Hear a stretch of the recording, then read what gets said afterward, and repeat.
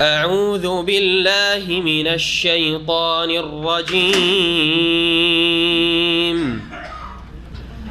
إن الله لا يستحيي أن يضرب مثلا ما بعوضة فما فوقها فأما الذين آمنوا فيعلمون أنه الحق من ربهم وأما الذين كفروا فيقولون ماذا أراد الله بهذا مثلا يضل به كثيرا ويهدي به كثيرا وما يضل به إلا الفاسقين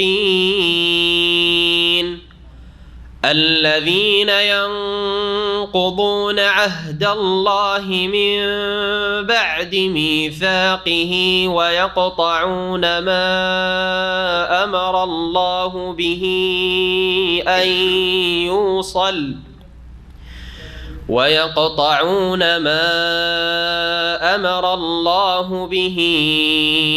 أن يوصل ويفسدون في الأرض أولئك هم الخاسرون.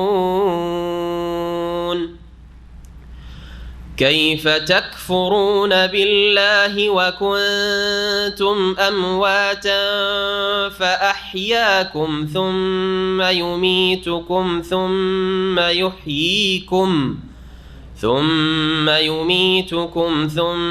يحييكم ثم إليه ترجعون.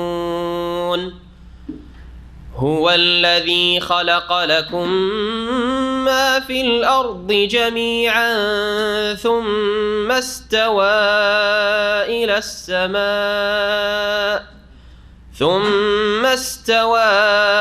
إلى السماء فسواهن 7 سماوات وهو بكل شيء عليم. وإذ قال ربك للملائكة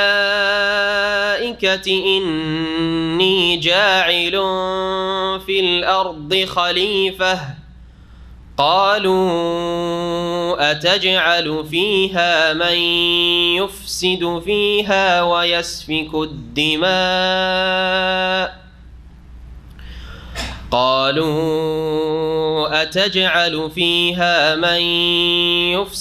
فيها ويسفك الدماء ونحن نسبح بحمدك ونقدس لك قال إني أعلم ما لا تعلمون. وعلم آدم الأسماء كلها ثم عرضهم على الملائكة فقال أنبئوني بأسماء هؤلاء إن كنتم صادقين. قالوا سبحانك لا علم لنا إلا ما علمتنا إنك أنت العليم الحكيم. قال يا آدم أنبئهم بأسمائهم فلما أنبأهم بأسمائهم قال ألم أقل لكم إني أعلم غيب السماوات والأرض وأعلم ما تبدون وما كنتم تكتمون. وإذ قلنا للملائكة اسجدوا لآدم فسجدوا إلا إبليس أبى واستكبر وكان من الكافرين. وقلنا يا آدم اسكن أنت وزوجك الجنة وكلا منها رغدا حيث شئتما ولا تقربا هذه الشجرة فتكونا من الظالمين فأزلهما الشيطان عنها فأخرجهما مما كانا فيه وقلنا اهبطوا بعضكم لبعض عدو ولكم في الأرض مستقر ومتاع إلى حين فتلقى آدم من ربه كلمات فتاب عليه إنه هو التواب الرحيم قلنا اهبطوا منها جميعا فإما يأتينكم مني هدى فمن تبع هداي فلا خوف عليهم ولا هم يحزنون والذين كفروا وكذبوا بآياتنا أولئك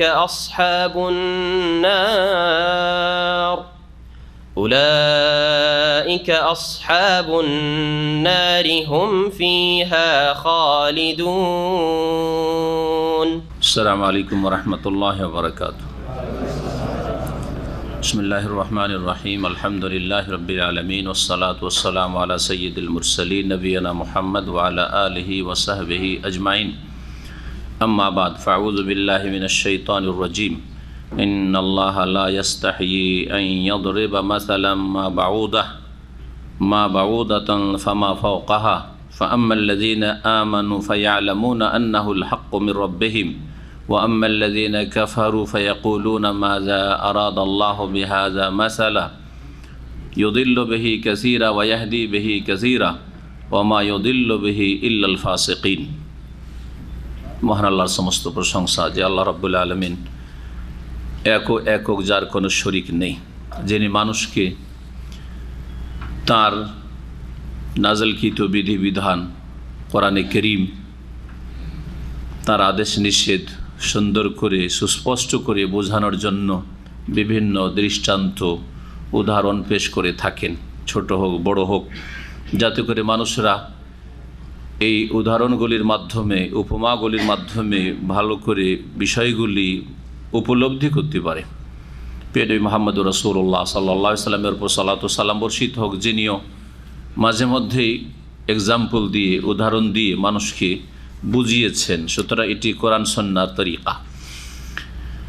আজকে আমাদের তাফসীর শুরু হবে সূরাতুল বাকারার ৩য় পর্ব আয়াত নম্বর ২৬ থেকে, যাতে রব্বুল আলামিন কোরআনে কারীমে বিভিন্ন যে উদাহরণগুলি পেশ করেছেন সে বিষয়টি নিয়ে আলোচনা করা হয়েছে। আমাদের আজকের তাফসীর আয়াত নম্বর ২৬ থেকে শুরু করার আগে গত ২ দিন যে তাফসীর হয়েছে তাতে বেশ কিছু গুরুত্বপূর্ণ বিষয় আরও বর্ণনা করা ভালো হবে কোরআনে কারীম এবং এই আয়াতগুলি বুঝার ক্ষেত্রে। ইমাম ইবনে কাসির রাহমাতুল্লাহ আলাইহি এবং অন্যান্য মুফাসসিরিনগণ উল্লেখ করেছেন, প্রথমখানে পেশ করে দিয়ে আর তারপরে তখন ইনশাআল্লাহ তাআলা আমরা আসল আয়াত দিয়ে তাফসীর শুরু করব। এর আগে আমরা আলোচনায় বলেছি যে সূরা বাকারা হচ্ছে কোরআনে কারীমের সর্বশেষ সূরা, তাই না? শেষ দিকে মদিনায় নাজিল মাদানী সূরা এবং সর্বশেষ আয়াত হচ্ছে সূরা বাকারার সুদের বিধানগুলি, আর সুদের বিধানের পরে একেবারে শেষ আয়াত হচ্ছে ওয়াত্তাকু ইয়াওমান তুরজাউনা ফীহি ইলাল্লাহ সুম্মা তুওয়াফা কুল্লু নাফসিন মা কাসাবাত ওয়া হুম লা ইউযলামুন। এই আয়াতটি কতদিন আগে নাজল হয়েছে এই মর্মে সাহাবায়ে কেরাম থেকে বিভিন্ন মতগুলি রয়েছে। একটি মত উল্লেখ করেছি, আব্দুল্লাহ বিন আব্বাস রাদিয়াল্লাহু তাআলা আনহুমা থেকে বর্ণিত একাধিক মত তার ছাত্ররা বর্ণনা করেছেন। কেউ বলেছে ৮০-৮১ দিন আগে, কেউ বলেছেন মাত্র কয়েকদিন আগে, যেমন 7 দিন আগে, 9 দিন আগে। সুতরাং নিশ্চিত বলা যাবে না যে এতদিন আগে, তবে একেবারে শেষ আয়াত হচ্ছে কোরআনে কারীমের এই আয়াতটি। এটা এই জন্যই স্পষ্ট করলাম, কারণ একটি উক্তি হয়তো সেখানে উল্লেখ করেছি, অন্য উক্তি কারো নজরে পড়লে ভাববেন যে হয়তো এটা ভুল, কিন্তু তফসির, বিভিন্ন তফসির মিলিয়ে পড়লে দেখা যায় যে এই বিষয়গুলিতে দ্বিমত রয়েছে। আর এতে এমন কোনো আকীদার বিষয় নয়, যায় আসে না। শেষ দিকে নাজল হয়েছে, সেটা মাত্র কয়েকদিন আগে হোক অথবা বেশ কিছুদিন আগে হোক। যদি 80-81 দিন আগে হয় তাহলে সেটা ছিল আরাফার দিন বা তারপরের দিন, এই দিনগুলি। কারণ আরাফা হচ্ছে 10ই জিলহজ, আর আরাফা হচ্ছে 9ই জিলহজ, আর 10ই জিলহজ হচ্ছে কোরবানির দিন। এই জিলহজ মাসের 10 তারিখ থেকে শুরু করে যদি হিসাব করেন তাহলে জিলহজ মাসে 20 দিন হয়। আর তারপরে মহররম 30, কত হইল 50, সফর আর 30, তাহলে কত হয় 80, আর রবিউল আউয়ালের নবী করিম সাল্লাল্লাহু আলাইহি ওয়াসাল্লামের ইন্তেকাল হয়ে যাচ্ছে কত তারিখে, 12 তারিখে। তো 281 নম্বর আয়াত। তো এই সময়গুলিতে নাজল হয়েছে। আর ইয়াউমা আকমালতু লাকুম, এই আয়াতটি নাজল হয়েছে আরাফার ময়দানে। বাকি এই আয়াত এই শেষ দিকে, এই জিলহজ মাসে তাই নাজল হয়েছে যদি বলা হয় 81 দিন আগে তাহলে। আর যদি বলা হয় যে মাত্র 9 দিন আগে বা 7 দিন আগে, তাহলে নবী করিম সাল্লাল্লাহু আলাইহি ওয়াসাল্লাম তখন রবিউল আউয়াল মাসে অসুস্থ হয়ে পড়েছিলেন। রবিউল আউয়াল মাসে কয়েকদিন যেতেই নবী সাল্লাল্লাহু আলাইহি ওয়াসাল্লাম অসুস্থ হয়ে গেলে, সে অসুস্থ থেকে আর উঠতে পারেননি 1-2 বার সালাতে নামাজে যাওয়া ছাড়া। আর একটি বিষয় হচ্ছে যে এই সূরা বাকারাতে মানুষকে কয় ভাগে ভাগ করা হয়েছে? 3 ভাগে। প্রথম বলা হয়েছে মুমিন, মুত্তাকি, আল্লাহ ভীরু মুমিনদের কথা, আর তারপরে বলা হয়েছে খাঁটি কাফেরদের কথা, ইন্নাল্লাযীনা কাফারু সাওয়াউন আলাইহিম আনজারতুম আম লাম তুনজিরহুম লা ইউমিনুন। তারপরে বলা হয়েছে মুনাফিকদের কথা, 13টি আয়াত, 3 রকম। তো এই মুমিনদের আবার ভাগ আছে, কাফেরদের ভাগ আছে, আর মুনাফিকদের ভাগ আছে। এই ভাগগুলি জেনে নিলে সুবিধা হবে যে মুনাফিক সব একই স্তরের নয়, কাফের সবগুলি একই স্তরের নয়, আর মুমিনও একই স্তরের নয়। সূরা ওয়াকিয়াকে যদি আমরা সামনে রাখি, সূরা ওয়াকিয়া, তো সূরা ওয়াকিয়াতে মুমিন মুসলিমদেরকে 2 ভাগে ভাগ করা হয়েছে। এক বলা হয়েছে আস-সাবিকুন উলাইকাল মুকাররাবুন, যারা অগ্রগামী, দিনের ক্ষেত্রে অগ্রগামী, এরা হচ্ছে ফার্স্ট ক্লাস মুসলিম। উলাইকাল মুকাররাবুন, এরাই আল্লাহর নৈকট্য প্রাপ্ত, আল্লাহ বলেছেন। আর এক দলকে বলছে আসহাবুল ইয়ামিন, মা আসহাবুল ইয়ামিন, ডানপন্থী, অর্থাৎ ডান হাতে যাদের আমলনামা আসবে, জান্নাত পাবে, ওরা জান্নাতি।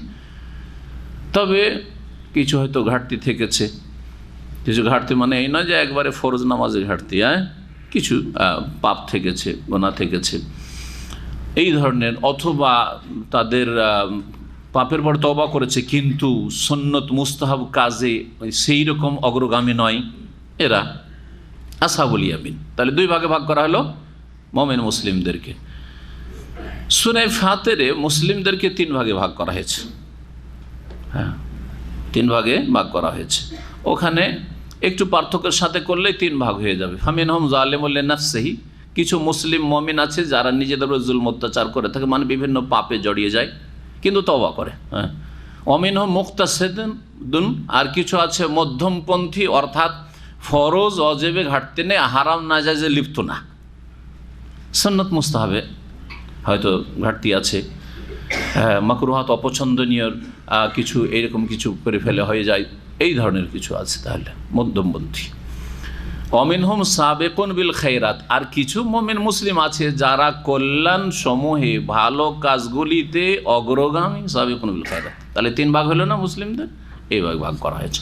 তাহলে মুমিন মুসলিমরা 3 ভাগ কোরআনের আলোকে, অথবা সূরা ওয়াকিয়ার আলোকে 2 ভাগ করা যেতে পারে। এরা সকলেই জান্নাতি। জালিমুল লিনাফসিহি, যারা সূরা ফাতির আলোকে, তারা যদি তাদের জুলুম থেকে মুক্ত না হয় তওবা সংশোধনের মাধ্যমে তাদের জীবদ্দশায়, তাহলে তাদের আযাব হবে আল্লাহ, অথবা আল্লাহ তার রহমতে তাদেরকে ক্ষমা করতে পারে, না হলে আযাব হবে, কবরে জীবনে আযাব হবে, দুনিয়ার বিভিন্ন আযাব শাস্তি ধাক্কা খেয়েছে, আর আখিরাতেও আযাব হতে পারে, এমনকি জাহান্নামেও আযাব হবে। বিভিন্ন লোক এমন আছে যাদের কবর আযাব দিয়েও ক্ষমা হইল না, কাফারা হইল না, জাহান্নামের আযাব হবে, তাদের কিছু কাল হবে, কারো দীর্ঘকাল হবে হবে। জি, তাহলে মুমিন মুসলিমদের সম্পর্কে আমরা ভাগ জানলাম। তারপরে দ্বিতীয় শ্রেণী কাফেরদের কথা আলোচনা হয়েছে, তাই না? কাফেররা দুই ভাগে বিভক্ত।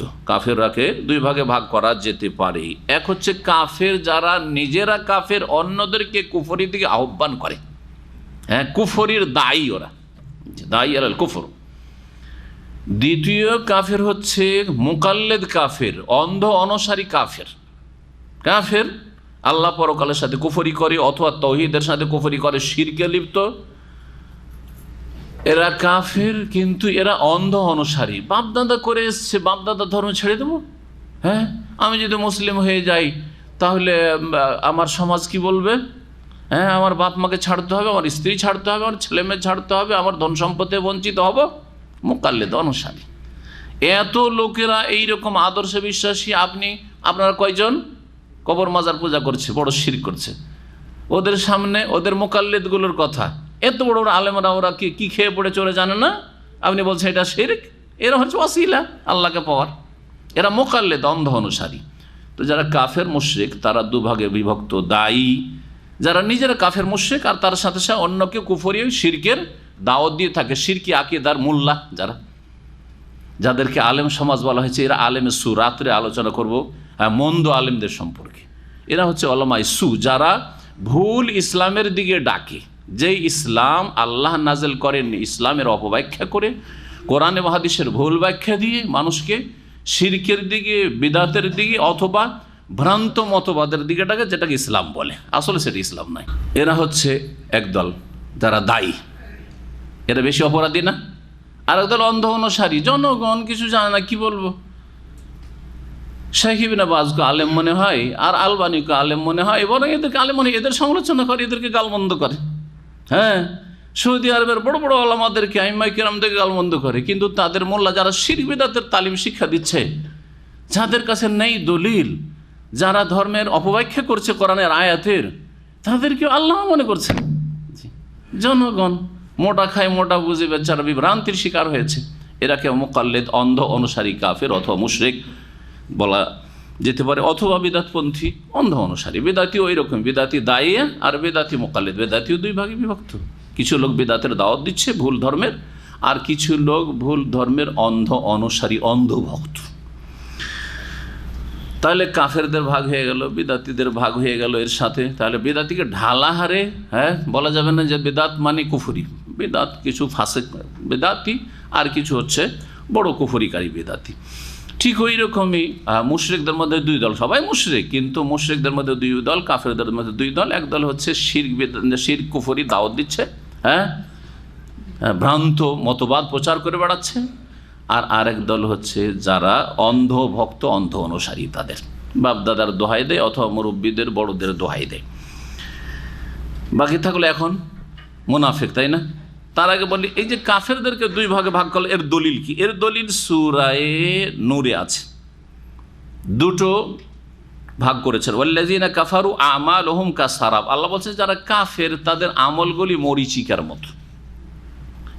এটা হচ্ছে যারা কাফের মুশরিক, তার সাথে সাথে কুফরি এবং শিরকের দিকে আহ্বানকারী, শিরক কুফরির দায়ী, তাদের আমলগুলি, কিয়ামতের দিন কর্মগুলি মরীচিকার। ওরা ভেবেছে যে আমরা খুব ভালো কাজ করেছি, অনেক লোককে ইসলামের কথা বলেছি, ধর্মের কথা বলেছি, অথচ শিরকি ধর্ম শিক্ষা দিয়েছে।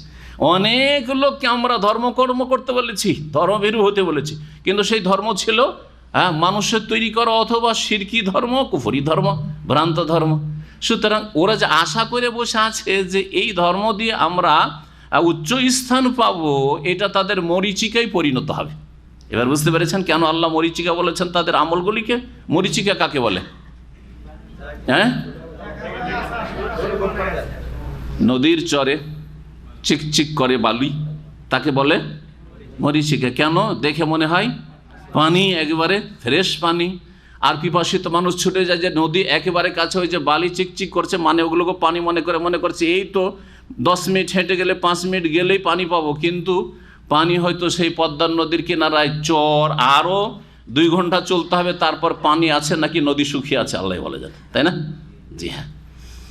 তো কাফেরদের আমলগুলি, যারা দায়ী কাফের, দায়ী মুশরিক, শিরকের দাওয়াত দেয়, কুফরির দাওয়াত দেয়, তাদের আমলগুলি, কাজকর্মগুলি ধারণা করে বসে আছে আমরা খুব ভালো কাজ করেছি, খুব ভালো কাজ করে এসেছি, কিন্তু সেই দিন মরিচিকাই পরিণত হবে। মুকাল্লিদ কাফের, অন্ধভক্ত কাফের বা মুশরিক কারা, তাদের কথা আল্লাহ বর্ণনা করেছেন ওই আয়াতের আরেকটি আয়াত, আয়াত নম্বর 40। তাতে আল্লাহ বর্ণনা করেছেন আউকা যুলুমাতিন ফি বাহর, অথবা অন্ধকারের ওপর অন্ধকার, মানে গভীর অন্ধকার, ফি বাহরিন, সাগরে, ফি বাহরিল গভীর সাগরে, ইয়াগশাহু মাউজুন মিন ফাওকিহি মাউজ, যার উপরে ঢেউর উপর ঢেউ, ঢেউর উপর এক, তো সাগরের অন্ধকার, রাতের অন্ধকার, তারপরে আবার ঢেউ, ঢেউয়ের অন্ধকার, মিন ফাওকিহি সাহাব, আর তারপরে আকাশ অন্ধকার, সূর্য দেখা যায় না, কোনো আলো নেই, গভীর মেঘমেলা, মেঘমালা, সাহাব, যুলুমাতুম বাযুহা ফাওকা বায, অন্ধকারের উপর অন্ধকার, অন্ধকারের উপর অন্ধকার, এদেরকে মুকাল্লিদ বলা হয়েছে, অন্ধ অনুসারী কাফির। তাই বলছেন ফাকাসামাল কুফার হাহুনা ইলা কিসমাইনি, আল্লামা ইমাম ইবনে কাসির রাহিমাহুল্লাহ বলছেন যে কাফেরদেরকে আল্লাহ এখানে ভাগ করেছেন দুই ভাগে, দাইয়াতুন ওয়া মুকাল্লিদুন, এক হচ্ছে কুফরি শিরকের দিকে আহ্বানকারী, আর এক হচ্ছে মুকাল্লিদ, অন্ধভক্ত, অন্ধ অনুসারী, যা মুরব্বীরা বলে, ব্রাহ্মণরা যা বলে তাই হিন্দুদের ধর্ম, পুরোহিতরা যারা বলে, চার্চের যারা পৃষ্ঠপোষক, যারা ধর্মগুরু খ্রিস্টানদের যা বলে, তাদের বাবারা তাই হচ্ছে তাদের ধর্মকর্ম, ধর্ম সম্পর্কে তাদের কোনো জ্ঞান নেই, আল্লাহ সম্পর্কে, পরকাল সম্পর্কে, সৃষ্টিকর্তা সম্পর্কে তাদের কোনো জ্ঞান নেই, আর তাদের বুঝা সোজার সময় নেই, পেট নিয়ে ব্যস্ত আছে, ওইসব নিজে চর্চা করবে না, নিজের জিভায় স্বাদ চাকে দেখবে না যে কোনটা সত্য, সৃষ্টিকর্তার নাজেলকৃত বিধান হইতে পারে। তারপরে ইমাম ইবনে কাসির রাহমাতুল্লাহ আলাইহি মুমিনদের ভাগ বলে দিয়েছে আগে, তাই না, সূরা ফাতির আলোকে আর সূরা ওয়াকিয়ার আলোকে। তাই বলছেন তারপরে ইমাম ইবনে কাসির রাহমাতুল্লাহ ফাতালাখাস মিন মাজমু হাযিহিল আয়াতিল কারিমাত, এই আয়াতে কারিমাগুলি দিয়ে সার কথা হচ্ছে আন্নাল মুমিনিনা সিনফানে, মুমিন হচ্ছে দুই ভাগে বিভক্ত, মুকাররাবুন ও আবরার, আবরার নাকি ইন্নাল আবরার লাফি নেই, আর মুকাররাবুন বা সাবিকুন, আস-সাবিকুন ওরাই মুকাররাবুন, আর হচ্ছে আবরার কারা, যারা আসহাবুল ইয়ামিন। ও আন্নাল কাফিরিনা সিনফান, কাফিররা দুই ভাগে বিভক্ত, দুআতুন ও মুকাল্লিদুন, দায়ী কাফের মুশরিক আর মুকাল্লিদ অন্ধভক্ত। ও আন্নাল মুনাফিকিনা আইযান সিনফানে, বাকি থেকেছে মুনাফিক দুই ভাগে বিভক্ত, মুনাফিক খালেস, খাঁটি মুনাফিক, অন্তরের কট্টর মুনাফিক, আল্লাহ, পরকাল, রসুল, কোরআন কিছুতে বিশ্বাস নেই, কিন্তু দুনিয়ার স্বার্থে তারা নিজের ইসলাম ইমানের কথা প্রকাশ করে বা করেছে, নবী সাল্লাল্লাহু আলাইহি ওয়াসাল্লামের জামানার মদিনার মুনাফিকরা যেমন। আর আরেক দল মুনাফিক হচ্ছে মুনাফিকুন ফিহি শুবাতুম মিন নিফাক, এমন মুনাফিক যাদের মধ্যে মুনাফিকি বদ খাসলত রয়েছে, মুনাফিকি বদ চরিত্র রয়েছে। যেমন মুনাফিকি বদ চরিত্র হচ্ছে ইবাদত বন্দেগীর ক্ষেত্রে নামাজ সবচেয়ে ভারী কাজ, ওর কাছে 100 রিয়াল চেয়ে নেন, সাথে সাথে বের করে দিবে, যদি বলেন চল নামাজে যাই, যাও, তুমি যাও,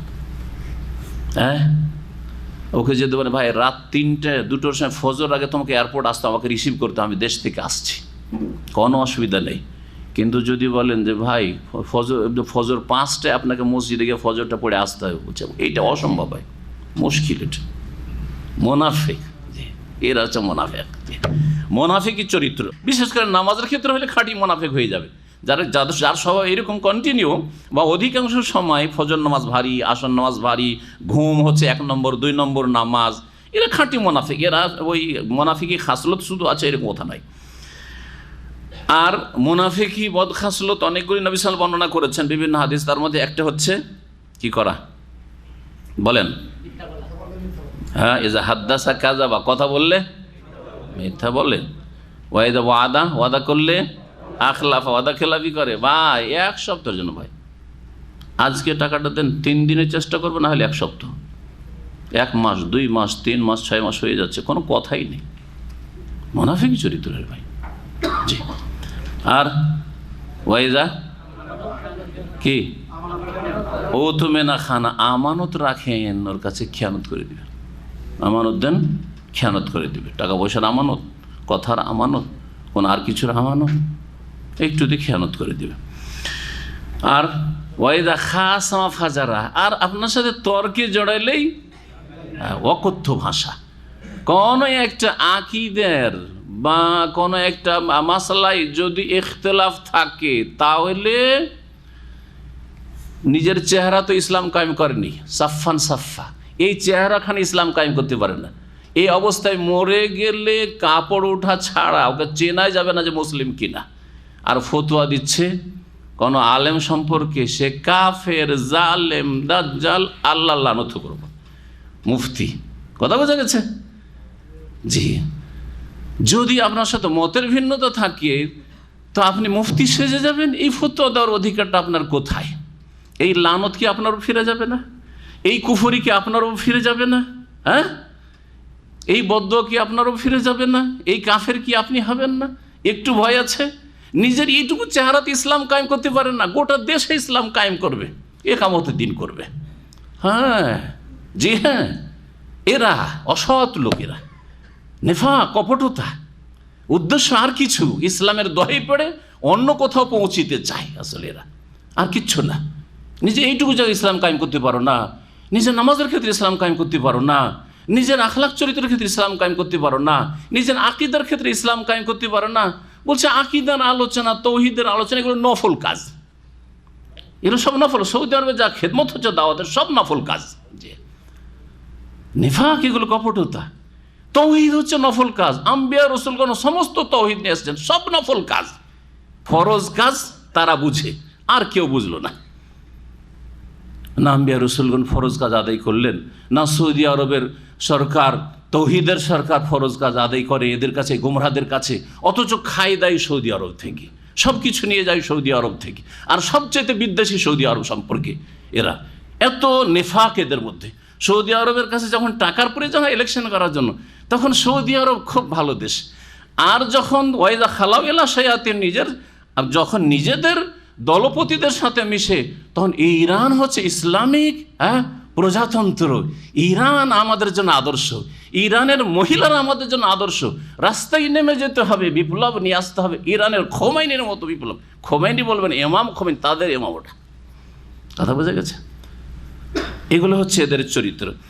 মুনাফিক ফিহে শুবাতুম মিন নিফাক, এগুলো হচ্ছে নেফাক, কপটতা, দুমুখী হওয়া, নেফাক, তৌহিদের গুরুত্ব না দেওয়া, নেফাক।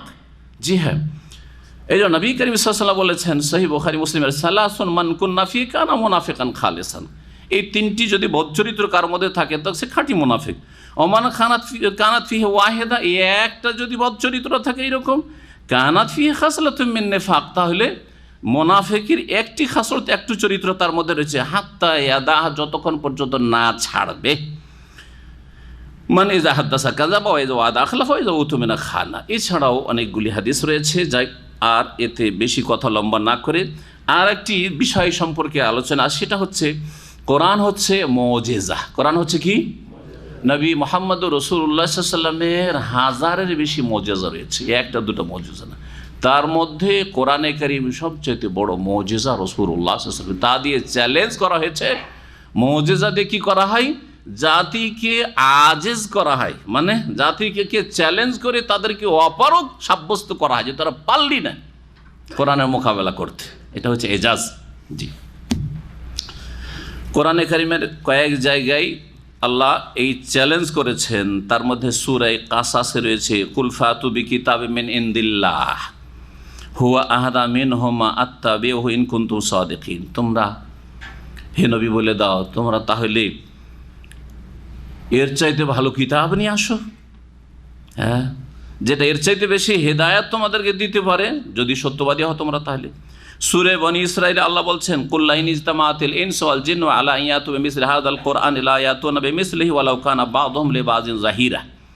যদি মানুষ জিন সব এক হয়ে যায় এইরকম একটা কোরআন নিয়ে আসার জন্য, কখনো নিয়ে আসতে পারবে না, যদিও তারা একে অপরের সার্বিক সাহায্য করে। সূরা হুদে আল্লাহ বলছেন, আম ইয়াকুলুন ইফতারা, এই কাফিররা মুশরিকরা বলছে যে মুহাম্মদ রচিত কোরআন, মুহাম্মদ সাল্লাল্লাহু আলাইহি ওয়াসাল্লাম এটা রচনা করে। কুল, হে নবী তাদেরকে ঘোষণা করে দাও, ফাতু বিআশরি সুওয়ারিন মিসলিহি মুফতারায়াত, তাহলে তোমরাও 10টি সূরা এইরকম বানিয়ে নিয়ে আসো, রচনা করে নিয়ে আসো। ওয়াদু মান ইসতাতাতুম মিন দুনিল্লাহ, আল্লাহ ছাড়া যত শক্তি পারো সহযোগী পারো তাদেরকে ডেকে নিয়ে আসো, ইন কুনতুম সাদিকিন, সত্যবাদী হলে। সূরা ইউনূসে আল্লাহ চ্যালেঞ্জ করছেন, ওমা কান হাযাল কোরআন ইফতারা মিন দুনিল্লাহ, কোরআন এমন বাণী নয় যেটা আল্লাহ ছাড়া কারো রচিত হতে পারে বা কেউ রচনা করতে পারে। ওয়ালাকিন তাসদীকাল্লাযী বাইনা ইয়াদাইহি ওয়া তাফসীলা কুল্লি শাই, কোরআনের পূর্বে যেই তাওরাত ইনজিল আসমানি কিতাব নাযিল সেগুলির সত্যায়নকারী কোরআনে কারীম, এবং সব কিছুর তাতে বিস্তারিত বিশদ বিবরণ রয়েছে। তাফসীলা কুল্লি শাই, যা প্রয়োজন মানুষের জন্য, সব কিছু মানে দুনিয়ার সব কথা নয়, বরং যেগুলির মানুষের কল্যাণের জন্য প্রয়োজন সেসব কথা কোরআনে পূর্ণ মাত্রায় বর্ণিত হয়েছে। এবং কোরআনের ব্যাখ্যার জন্য রাসূলুল্লাহ সাল্লাল্লাহু আলাইহি ওয়াসাল্লামকে পাঠানো হয়েছে, তার হাদিস যেটি দ্বিতীয় ওহী তা দান করা হয়েছে। আলা ইন্নী উতীতুল কোরআন ওয়া মিসলাহু মাহু, নবী মুহাম্মদ সাল্লাল্লাহু আলাইহি ওয়াসাল্লাম বলছেন যে শুনে রাখো, আমাকে কোরআন দেওয়া হয়েছে আর কোরআনের মতো আরও কিছু দেওয়া হয়েছে, তা হচ্ছে রাসূলুল্লাহ সাল্লাল্লাহু আলাইহি ওয়াসাল্লামের সুন্নাহ বা হাদিস, সেটাও দ্বিতীয় ওহী মনে রাখবেন। এই ছিল সূরা ইউনূস।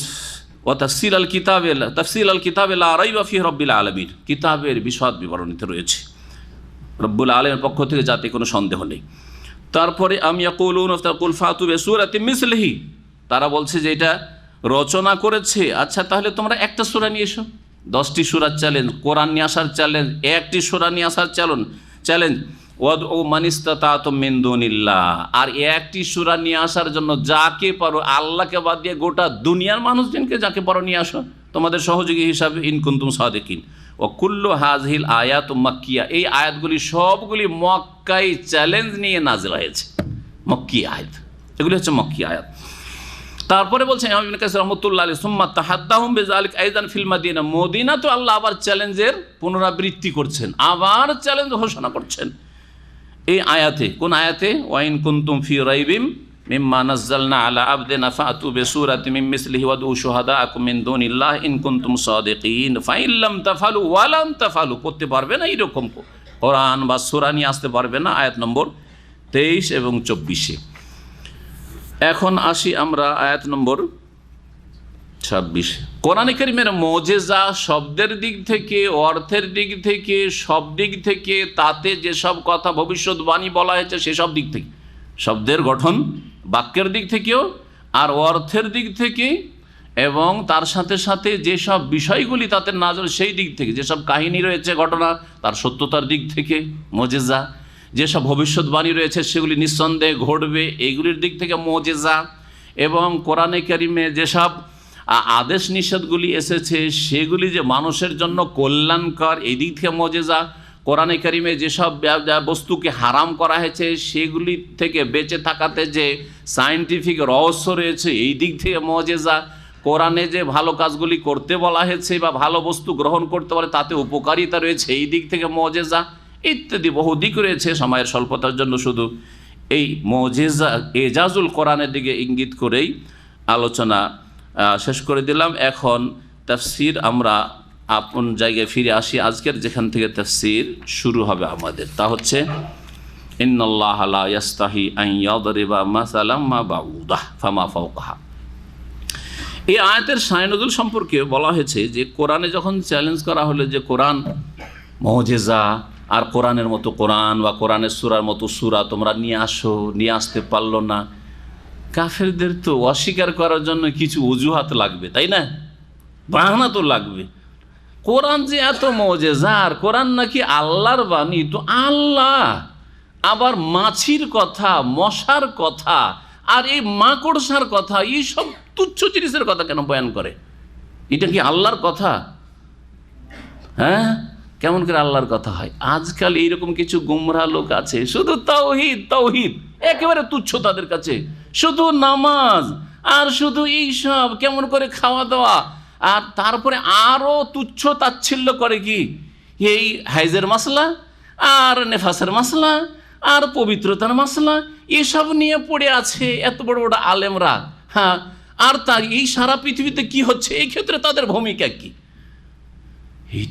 এটা কাদের যে তরিকায় তারা চলছে, এবং কোরআন সুন্নাহর বিধিবিধানকে এরকম তুচ্ছ জ্ঞান করা যে কত চরম অপরাধ, এগুলিকে বোঝার চেষ্টা করবেন। ঠান্ডা মেজাজে, আল্লাহ যেন তাদের কবল থেকে রক্ষা করেন। তো এটা চরিত্র কাফেরদের, এটা চরিত্র মদিনা মুনাফিকদের, যে মাছির কথা মশার কথা আল্লাহ আবার বয়ান করতে পারে, এগুলো ছোট কথা। আল্লাহ বলছেন শোনো, যেখানে কল্যাণ আছে ছোট কথা দিয়ে যদি কল্যাণ থাকে তোমাদের মানব জাতির, ছোট কথা বয়ান করতো আল্লাহকে লজ্জা নেই, লজ্জাবোধ করেন না। ইন্নাল্লাহ লা ইয়াস্তাহি, নিশ্চয়ই আল্লাহ লজ্জাবোধ করেন না। আইয়াদরিবা মাসালান, কোনো উপমা উদাহরণ বর্ণনা করতে, মা বাউদা ফামা ফাওকাহা, সেটা মাছির হোক, হ্যাঁ, আর এটা মশা, বাউদাতুন মানে হচ্ছে মশা, মশা হোক, অথবা ফামা ফাওকাহা তার চাইতে কোনো বড় হোক। ফামা ফাওকাহা বড় কথাটির তাফসীর দুই দিকে যেতে পারে, মাছি অথবা তার চাইতে বড়। তো বড় মানে আমরা একটা বড় যেটা বুঝি সেটা হচ্ছে মাছি অথবা তার চাইতে বড়, এই যে বড় মাছি অথবা তার চাইতে বড়, এরকম করে দেখা, তার মানে বড় কিছু, গরু ছাগলের, হ্যাঁ, বা আর কিছুর, হ্যাঁ, মানুষের, দাসের, একটা দাস চাকর বা কৃতদাস হইলো মাছির চাই বা মশার চাইতে বড়। আল্লাহ রাব্বুল কোরআনে কারিমে আবদান মামলুকান, দারাবাল্লাহু মাসালান আবদান মামলুকান, কৃতদাসের দৃষ্টান্ত উদাহরণ পেশ করেছেন। জি, তো ফামা ফাওকাহার একটা অর্থ এই করা হয়েছে তাফসীর, আর একটা অর্থ হচ্ছে আমরা ছোট থেকে ক্ষুদ্রতম বোঝানোর জন্য আরবি ভাষায় ফক শব্দটি ব্যবহার করা হইতে পারে। সুতরাং আল্লাহ এখানে বলতে চেয়েছেন যে দেখো, আল্লাহ মশার দৃষ্টান্ত বা উদাহরণ পেশ করতে লজ্জাবোধ করেন, এমনকি তার চাইতেও যদি কোনো ক্ষুদ্রতম কিছু হয় তারও বর্ণনা, তারও উদাহরণ বর্ণনা করতে আল্লাহ লজ্জাবোধ করে না। যেমন নবী করিম সাল্লাল্লাহু আলাইহি ওয়াসাল্লামের হাদিস রয়েছে, হাদিসটা আল্লাহর পক্ষ থেকে, মাছির ডানার উদাহরণ পেশ করেছেন কিনা নবী সাল্লাল্লাহু আলাইহি ওয়াসাল্লাম, দুনিয়াকে মাছির ডানার সাথে বা মশার ডানার সাথে কি করেছেন, মশার ডানার সাথে তুলনা করেছেন।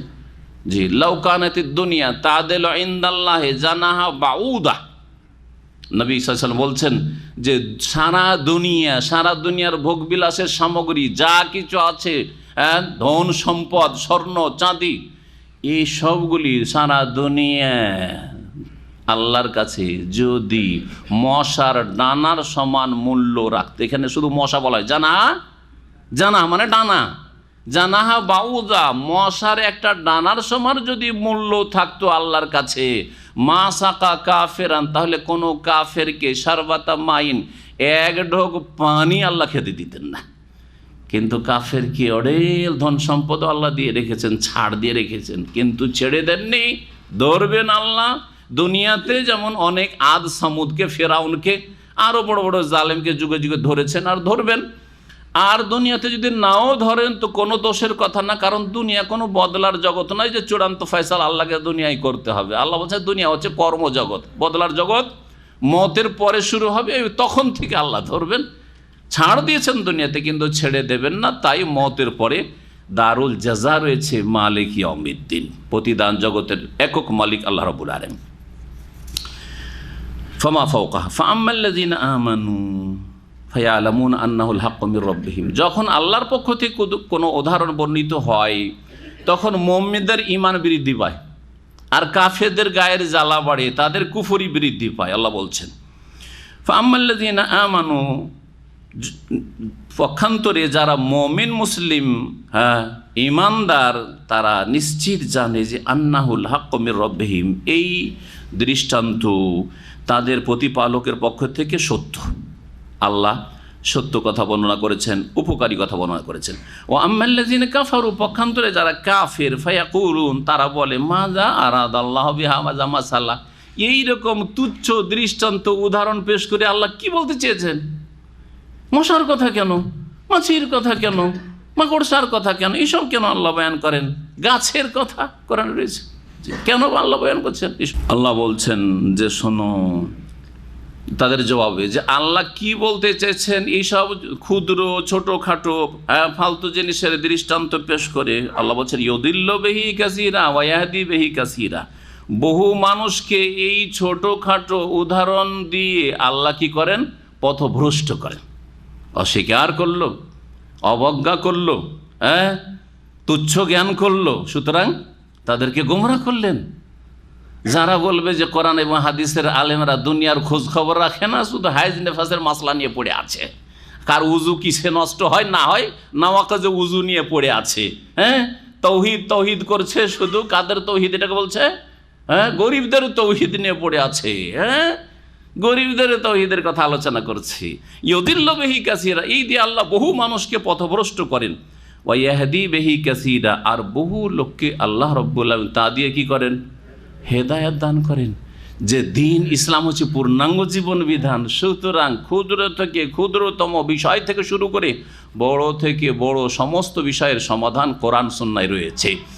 এবং আল্লাহর পক্ষ থেকে, রসুলের পক্ষ থেকে যা এসেছে কোনোটাই তুচ্ছ না।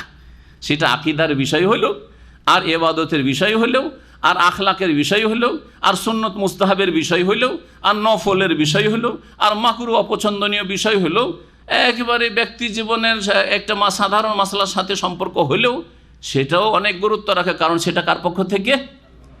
আন্নাহুল হাক্কু মির রাব্বিহিম, রবের পক্ষ থেকে। ওয়া ইয়াহদি বিহি কাসীরা, বহু লোকেই দিয়ে হেদায়েত হচ্ছে। আলহামদুলিল্লাহ, সৌদি আরবে তৌহিদে উলুহিয়া, তৌহিদে রুবুবিয়া, তৌহিদুল আসমা সিফাত শিখে গিয়ে বহু লোক তৌহিদের দাওয়াত দিচ্ছে। শুধু আপনাদের মতো না, তার আগে মদিনা ইসলামিক বিশ্ববিদ্যালয় থেকে সারা পৃথিবীতে এমন কোনো দেশ নেই সেখানে তৌহিদের দাওয়াত ছড়ায়নি।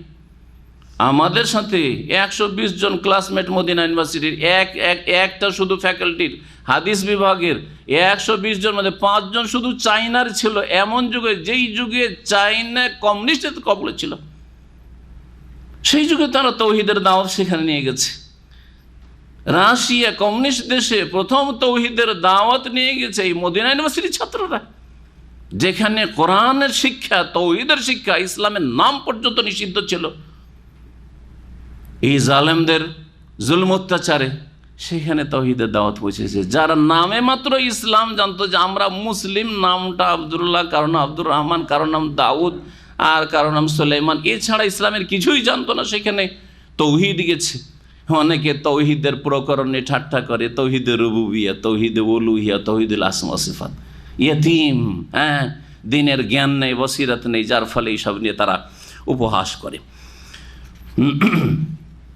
ওমা ইউদিল্লু বিহি ইল্লাল ফাসিকিন, আর যাদেরকে পথভ্রষ্ট করেন আল্লাহ রাব্বুল আলামিন, তারা আসলে ভালো মানুষ না, একমাত্র পথভ্রষ্ট করেন যারা সত্যত্যাগী তাদেরকে। ফাসিকিন, ফাসাকা ইয়াফসিকুর শাব্দিক অর্থ ফিস্ক মানে হচ্ছে আল খুরুজ, বেরিয়ে যাওয়া। ফিস্ক মানে ফাসিন কাপ মানে হচ্ছে বেরিয়ে যাওয়া। এখান থেকে নবী করিম সাল্লাল্লাহু আলাইহি সাল্লাম ক্ষতিকর যে প্রাণীগুলি রয়েছে, খামসু ফাওয়াসিক, 5 রকমের ক্ষতিকর, মানুষের যে ক্ষতি করে, বাড়ি ঘরের মাল সামানের ক্ষতি করে, সেই সব কে কি বলেছেন? ফাওয়াসিক বলেছেন। এরা বাড়াবাড়ি করে, এরা নিজের আওতাতে না থেকে এরা ক্ষতি সাধন করে, ফাওয়াসিক বলেছেন। এইরকমই আল্লাহ রাব্বুল আলামিন কাফেরকেও ফাসিক বলেছেন, কাফেরও ফাসিক, ওরা হচ্ছে বড় ফাসিক। আর মুসলিম সমাজের যারা আংশিকভাবে ইসলাম থেকে বেরিয়ে আছে তারা হচ্ছে ফাসিক, বিরুদ্ধাচরণকারী, নাফরমান, তারা হচ্ছে ফাসিক। কারণ তারা আল্লাহ এবং রসুলের পূর্ণ আনুগত্য থেকে আংশিকভাবে বেরিয়ে আছে। কেউ আকীদার ক্ষেত্রে বেরিয়ে আছে, পুরোপুরি আকীদায় তাওহীদ নষ্ট, তাহলে পুরো বেরিয়ে গেল। হ্যাঁ, ইবাদতের ক্ষেত্রে বেরিয়ে আছে, বড় গুনাহগার হয়ে আছে, হারামে লিপ্ত হয়ে বেরিয়ে আছে। জি, এইরকমই মেলা নাজায়েজে লিপ্ত আছে। সুতরাং তার মধ্যে যতটা পাপ আছে ততটা ফাসিকি আছে, যতটা ঘাটতি আছে ফরজ ওয়াজিবে ততটা ফাসিকি আছে। ফাসিকও 2 ভাগে বিভক্ত, বড় ফাসিক আর ছোট ফাসিক। বড় ফাসিক হচ্ছে যাদের ঈমান ভঙ্গ করেছে, অথবা ঈমানের গণ্ডিতে আসেই নাই, অথবা ঈমান থেকে বেরিয়ে গেছে। আর ছোট ফাসিক হচ্ছে যারা মুসলিম থাকা সত্ত্বেও বিভিন্ন পাপে জড়িয়ে আছে, আল্লাহর আদেশে ঘাটতি করে পালনে, অথবা আল্লাহর নিষিদ্ধ কথা কাজে লিপ্ত হয়, বা রাসূলুল্লাহ সাল্লাল্লাহু আলাইহি ওয়াসাল্লামের নাফরমানি করে। কোনো ক্ষেত্রে যতটা যে করলো নাফরমানি ততটা ফাসিক। নাফরমানি মানে আনুগত্য থেকে বেরিয়ে যাওয়া। ওমা ইউদিল্লু বিহি ইল্লাল ফাসিকিন, আল্লাহ রাব্বুল আলামিনের আয়াত এবং আয়াতে যেসব দৃষ্টান্ত উপমা পেশ করছেন, এগুলো দিয়ে যারা সত্যত্যাগী তাদেরকেই পথভ্রষ্ট করেন। তাহলে আল্লাহ জবরদস্তি ভালো মানুষকে পথভ্রষ্ট করেন না, যে পথভ্রষ্ট হতে যায় তখন সেদিকে তাকে চালিয়ে দেন। যেমন সূরা নিসার আয়াত নম্বর 115-তে আল্লাহ বলছেন যে নুআল্লিহ মা তাওয়াল্লা, মানুষ যেদিকে চলতে চায় সেদিকে আল্লাহ চালিয়ে দেন। ওয়া ইয়াশাকিকির রাসূলা মিন বাদি মা তাবায়্যানা লাহুল হুদা, হেদায়েত স্পষ্ট হয়ে গেল, রাস্তা আপনার জানা আছে, ক্লিয়ার। হ্যাঁ, কোরআন সুন্নাহর রাস্তা, তৌহিদ সুন্নাহর রাস্তা, রাস্তা জানার পরে কি করে ইয়াশাকিকির রসুলের রাস্তা বাদ দিয়ে এইদিকে ওইদিকে সংশয়ের শিকার হয়ে, শুবহাতের শিকার হয়ে ওইদিকে চলে গেলেন, বা শাহওয়াত কুপ্রবৃত্তির শিকার হয়ে শয়তানকে সুযোগ দিলেন, এইদিকে ওইদিকে চলে গেলেন। ওয়া ইয়াশাকিকির রাসূলা মিন বাদি মা তাবায়্যানা লাহুল হুদা ওয়া ইয়াত্তাবি গায়রা সাবিলিল মুমিনিন, আর মুমিনদের রাস্তা ছাড়া অন্য রাস্তার অনুসারী হলেন। নবী করিম সাল্লাল্লাহু আলাইহি ওয়াসাল্লাম যেই মুমিন দলটিকে ছেড়ে গেছিলেন, সবচেয়ে শ্রেষ্ঠ দল সাহাবায়ে কেরাম, তাদের আদর্শ বাদ দিয়ে খেয়াল খুশি ইসলাম বোঝা শুরু করলেন, খেয়াল খুশি আপনি ইসলামের ব্যাখ্যা করা শুরু করলেন, স্বাধীন চিন্তা চেতনা নিয়ে আপনি কোরআন বুঝবেন। হ্যাঁ, জেনারেল লাইনে পড়াশোনা করে সব তফসির করতে বসে যাচ্ছেন। হ্যাঁ, যে সবার এই তফসির, তোমাকে এই সূরা তফসির করতে, তোমাকে এই সূরা তফসির করতে, তোমাকে এই সূরা তফসির করতে হবে, এই যে তরিকা, ইসলাম পড়ার দরকার নেই, এমনিতেই তফসির করতে পারে। কথা বুঝেছেন? এইরকম যারা করি তাদের অবস্থাটাও এরকম ভাই। হ্যাঁ, ওয়াত্তাবি গায়রা সাবিলিল মুমিনিন, সাহাবায়ে কেরাম সালাফে সালিহিনের মানহাজ ছাড়া অন্য মানহাজ দিয়ে যারা চলতে শুরু করলো, নুআল্লিহ মা তাওয়াল্লা, আল্লাহ বলছেন যে যেদিকে চলবে সেদিকে চালিয়ে দেব। এই কথাটির এখানে মিল আছে। ফাসেকদেরকে আল্লাহ পথভ্রষ্ট একমাত্র করেন, তাহলে যারা ফাসেক হবে না তাদেরকে পথভ্রষ্ট আল্লাহ জবরদস্তি করেন না। তো আল্লাহর পথভ্রষ্ট করাটা কেমন? আল্লাহর দোষ না, আপনাকে এখানে এনে ইন্না হাদাইনাহুস সাবিল, আল্লাহর রাস্তা দেখিয়ে দিলেন, আর এইদিকে ওইদিকে শয়তানের মেলা রাস্তা আছে। আপনি বলছেন এইটা আমাকে ভালো লাগছে, এইটা আমি চয়েস করছি, এই অপশনটা আমাকে ভালো লাগছে, এইটা কষ্টকর।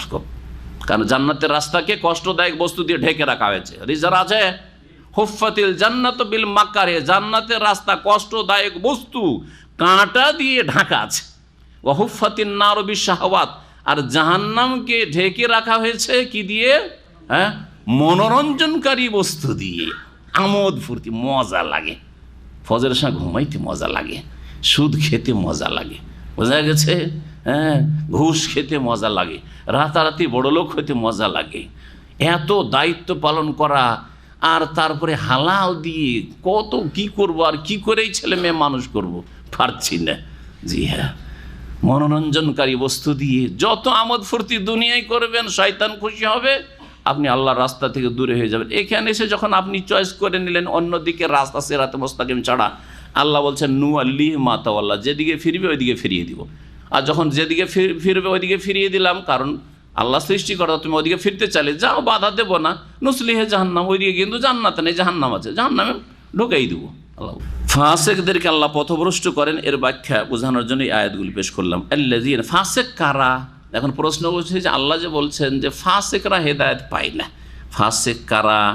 আল্লাহ বলছেন আল্লাযীনা ইয়ানকুযুনা আহদাল্লাহি মিন বাদি মিসাকিহি, যারা আল্লাহর সাথে কৃত চুক্তিকে ভঙ্গ করে, মিন বাদি মিসাকিহি, তা অকাট্য করার পরে, সেই চুক্তি করার পরে, আল্লাহর সাথে চুক্তি হয়েছে, চুক্তির পরে সে চুক্তি ভঙ্গ করে। এই চুক্তি কোন চুক্তি? ইমাম ইবনে কাসির রাহিমাহুল্লাহ এই চুক্তি সম্পর্কে যা বলেছেন সেই কথাটি বর্ণনা করি। আল্লাহ রাব্বুল আলামিন মানুষ এবং জিনকে সৃষ্টি করেছেন কিসের জন্য?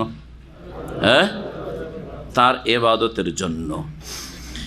এই চুক্তিকে আহদ বলা হয়। ওয়াল আহদ আল্লাযী ওয়াসাফা হাউলাইল ফাসিকিনা বিনাকযিহি, যেই চুক্তির কথা, আহাদ ওয়াদা, প্রতিশ্রুতির কথা আল্লাহ বলছেন যে এই প্রতিশ্রুতি যারা ভঙ্গ করবে তাদেরকে আল্লাহ ফাসিকিন বলেছেন। সেটা হচ্ছে হুয়া ওয়াসিয়াতুল্লাহ ইলা খালকিহি, আল্লাহর যে ওসিয়ত বা উপদেশ রয়েছে সৃষ্টি জগতের জন্য, মানুষ এবং জিনের জন্য। ওয়া আমারাহু ইয়াহুম, মানব জাতিকে যে আল্লাহ নির্দেশ দান করেছেন, বেমা আমারাহুম বিহি মিন তাআতিহি, যে আল্লাহর আনুগত্য করবে তোমরা, ওয়া নাহিহি, এবং আল্লাহ এবং তার রাসূল সাল্লাল্লাহু আলাইহি সাল্লামের বিরুদ্ধাচরণ করবে না, নাফরমানি করবে না, এবং যেগুলি নিষেধ করেছি সেগুলি থেকে তোমরা বিরত থাকবে। ফি কুতুবিহি আলা লিসানে রাসূলিহি, আল্লাহর আসমানি কিতাবগুলিতে রসুলগণের মাধ্যমে। ওয়া নাকযিহিম যালিকা, আর এইগুলিকে ভঙ্গ করা, এই চুক্তি হয়ে গেল, তাহলে এটা ওসিয়ত আল্লাহর। আর চুক্তি ভঙ্গ করা হচ্ছে হুয়া তারকুহুমুল আমালা বিহি, আল্লাহর নাজিলকৃত বিধান মোতাবেক আমল না করা, সে অনুযায়ী জীবনযাপন না করা, সেটা হচ্ছে তাহলে আল্লাহর দিনকে পালন না করে হচ্ছে চুক্তি ভঙ্গ করা। পুরোপুরি দিন পালন করে না তাহলে বড় ফাসেক, আর আংশিক দিন পালন করে না তাহলে হচ্ছে ফাসেক আসগার, ছোট ফাসেক। কেউ কেউ বলেছেন যে এই চুক্তি হচ্ছে তাওরাত ইনজিল আগের কিতাবগুলিতে নবী মুহাম্মদ রাসূলুল্লাহ সাল্লাল্লাহু আলাইহি ওয়াসাল্লাম সম্পর্কে যে ভবিষ্যৎবাণী রয়েছে, এবং সমস্ত নবীরা নিজ নিজ উম্মতকে বলেছেন দেখো শেষ নবী একজন আসবেন, যখন শেষ নবী চলে আসবেন তখন তাকে কিন্তু সবাইকে মানতে হবে, তোমরা তোমাদের ছেলে মেয়ে আগামী প্রজন্মকে সবাইকে ওসিয়ত করে রাখিও যে শেষ নবী মুহাম্মদ সাল্লাল্লাহু আলাইহি ওয়াসাল্লাম যখন আসবেন তাকে মেনে নিও, জি তাকে মেনে নিও। এই কথাগুলি তাওরাত ইনজিলে আছে। এই তাওরাত ইনজিল আর আসমানি কিতাবগুলি থেকে বেদেও গেছে, বেদে গেছে মোহাম্মদের নাম নারাশান শাহ, নারাশান শাহ মানে মোহাম্মদ, নারাশান শাহ মানে আহমদ। কিন্তু হিন্দু ব্রাহ্মণরা হয় সেখানে অপব্যাখ্যা করে দেন, না এটা মোহাম্মদের ওপর ফিট হয় না, এটা কলকি অবতার যেটা সেটা অন্য কেউ, এইভাবে অস্বীকার। আর না হলে যদি বুঝাও নেই তারপরে দেখে যে আমাদের তো এই গদি চলে যাবে, ধর্মীয় গদি যেটা রয়েছে, অথবা আমি কোণঠাসা হয়ে যাব, আমি তো বাঁচতে পারবো। যেমন অনেক এইরকম প্রভাবশালী লোকেরা দুনিয়ার লোভে তারা দিনকে সত্য বোঝার পরে মানতে পারেনি, যেমন রোমান রাজা কাইসার, সে মানেনি। ও তোমাদের পরীক্ষা করেছিলাম, যখন হইচই দেখলো তখন বলে না না না তোমাদের পরীক্ষা করেছিলাম, আসলে মোহাম্মদের প্রশংসা করিনি। তার আগে কি বলেছিল চিঠি পাওয়ার পরে, আমি যদি নবীর কাছে থাকতাম তাহলে তার দুটো পা আমি ধুয়ে দিতাম এবং তার হাতে হাত দিয়ে আমি তার প্রতি বিশ্বাস স্থাপন করতাম। মানুষ যখন হইচই দরবারে শুরু করে দিল, দেখতে আমার তো জানও বাঁচবে না, মেরে দিবে। জান বাঁচাইতে হবে, মান বাঁচাইতে হবে, রাজত্ব বাঁচাইতে হবে, এক নম্বরে হয়ে গেল রাজত্ব। তখন আল্লাহ রাব্বুল এই রাজত্ব কয়েক বছর তো রাখলেন, উমর রাদিয়াল্লাহু তাআলা জামানায় তাদের কাছ থেকে ছিনিয়ে নিয়ে মুসলিমদেরকে দিয়ে দিলেন। বলছিলাম আল্লাহর চুক্তির কথা, যে আল্লাহর চুক্তিটা কি। কেউ কেউ বলেছে আল্লাহর চুক্তি মানে আদম আলাইহিস সালামকে সৃষ্টি করার পরে আদমের পিঠ থেকে সমস্ত আওলাদের আত্মাকে আল্লাহ গ্রহণ করলেন তার হাতে, সহিহ বুখারীতে হাদিস রয়েছে। ওয়া আশহাদাহুম আলা আনফুসিহিম, কোরআনে কারিমে রয়েছে, তাদের কাছ থেকে সাক্ষী নিলেন, আলাস্তু বিরাব্বিকুম, আমি কি তোমাদের রব না।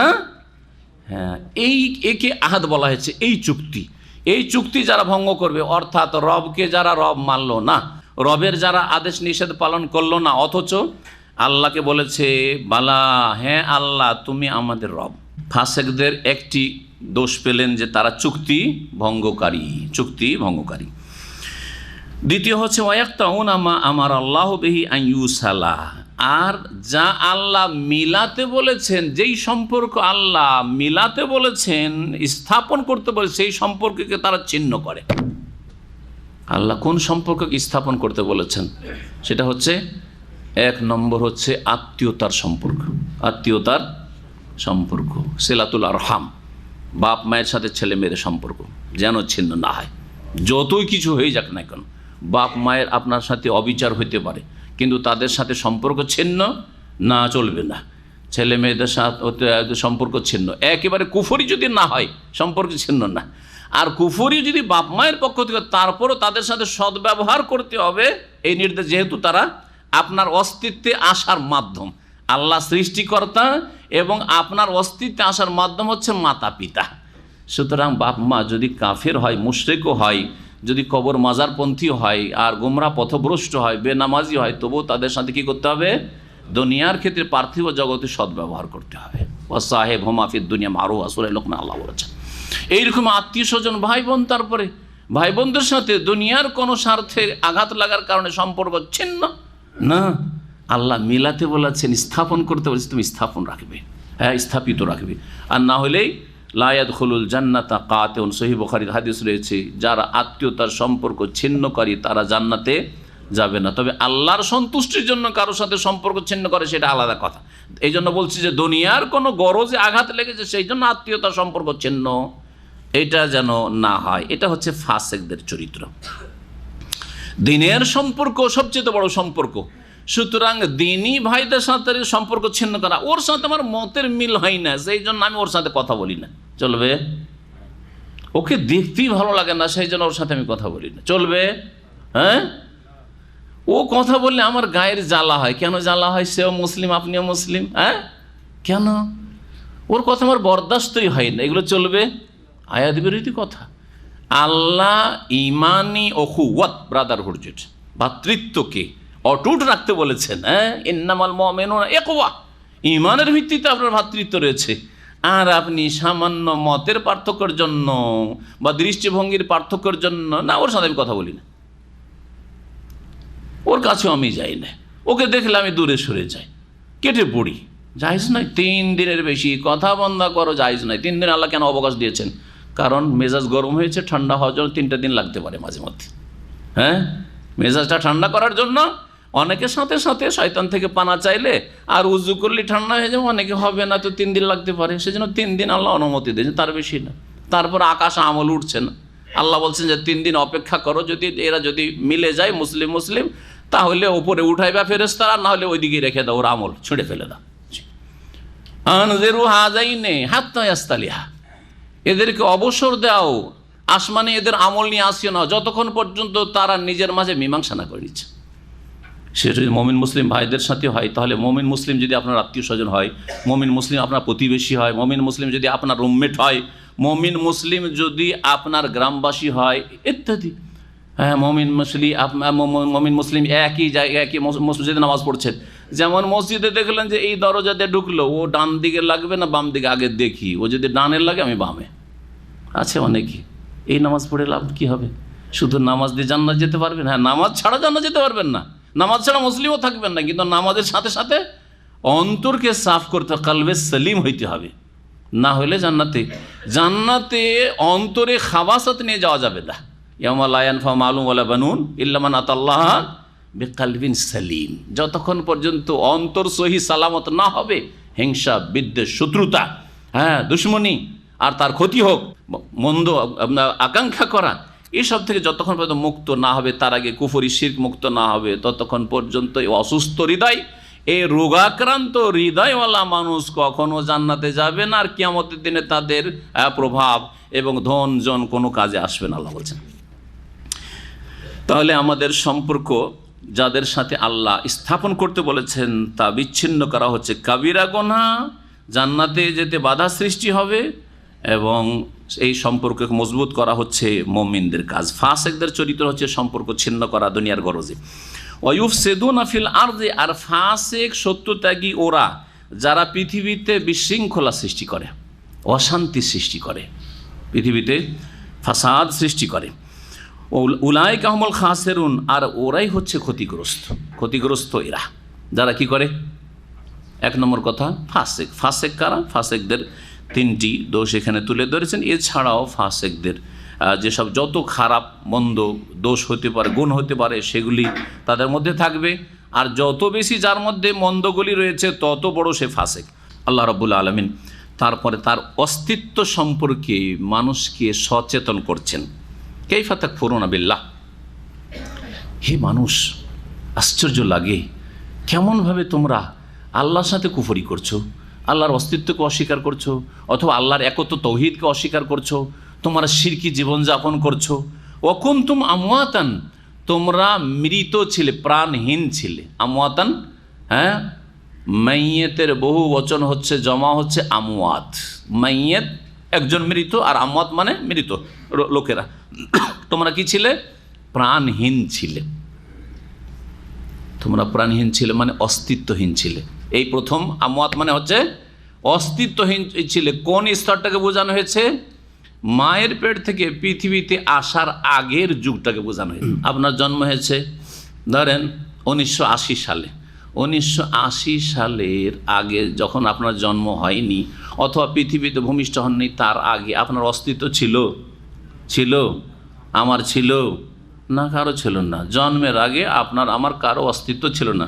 হাল আতা আলাল ইনসান হিনুম মিনাদ দাহর লাম ইয়াকুন শাইআম মাযকুরা, সূরা দাহরের প্রথম আয়াত। এমন একটা যুগ কি প্রতিটি মানুষের ওপর আসেনি যে লাম ইয়াকুন শাইআম মাযকুরা, সেখানে তার কোনো উল্লেখযোগ্য নাম পর্যন্ত, গন্ধ পর্যন্ত পৃথিবীতে ছিল না? এই নামে কোনো লোক ছিল? তার অস্তিত্ব ছিল না।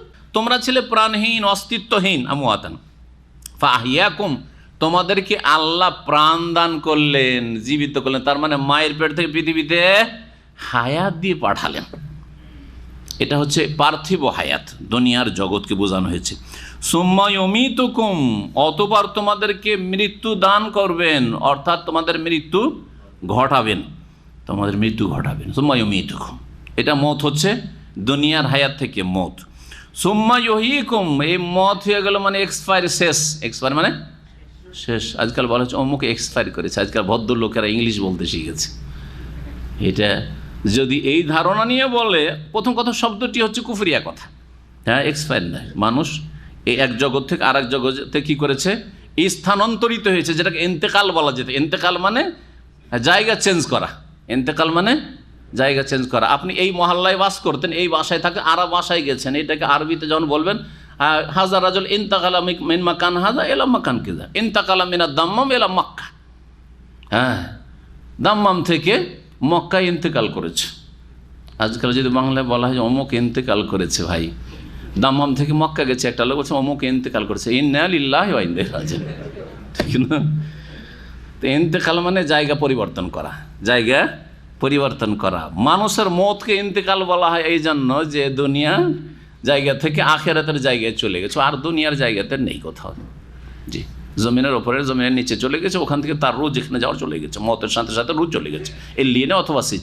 এক্সপায়ার শব্দটি আপত্তিকর, কিন্তু যদি এই ধারণা নিয়ে বলে যে এক্সপায়ার মানে মতের পরে আর কিছু নেই, দুনিয়াটাই সব কিছু, আর মতের পরে আর কিছু না, ভালো লোকের জন্য নিয়ামত, না মন্দ মানুষের জন্য, খারাপ মানুষের জন্য হ্যাঁ আযাব শাস্তি, কোনো কিছু নেই, হিসাব নেই, যাজা নেই, সাজা নেই, জান্নাত নেই, জাহান্নাম নেই, পরকাল নেই, পুনরুত্থান নেই, এইরকম যদি ধারণা নিয়ে বলে অমুক এক্সপায়ার করেছে, তাহলে সে মুসলিম নয়, সে কাফের। ঠিক কিনা? এটা কাফেরদের কথা, মুসলিম এর কথা কখনো বিশ্বাস করতে।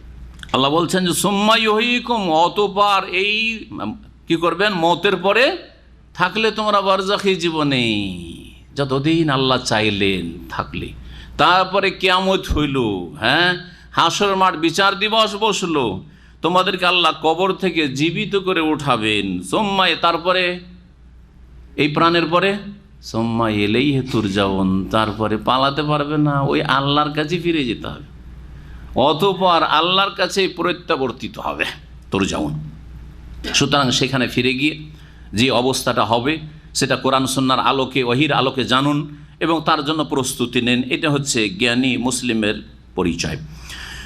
তারপরে মহান আল্লাহ বলছেন হুয়াল্লাযী খালাকা লাকুম মা ফিল আরদি জামিআ, আল্লাহ সেই সত্তা যিনি হে মানুষ তোমাদের জন্য পৃথিবীতে যা কিছু রয়েছে সব কিছু তোমাদের জন্যই সৃষ্টি করেছেন। হুয়াল্লাযী খালাকা লাকুম, আল্লাহ সেই সত্তা যিনি সৃষ্টি করেছেন পৃথিবীতে যা কিছু রয়েছে তোমাদের সকলের জন্য।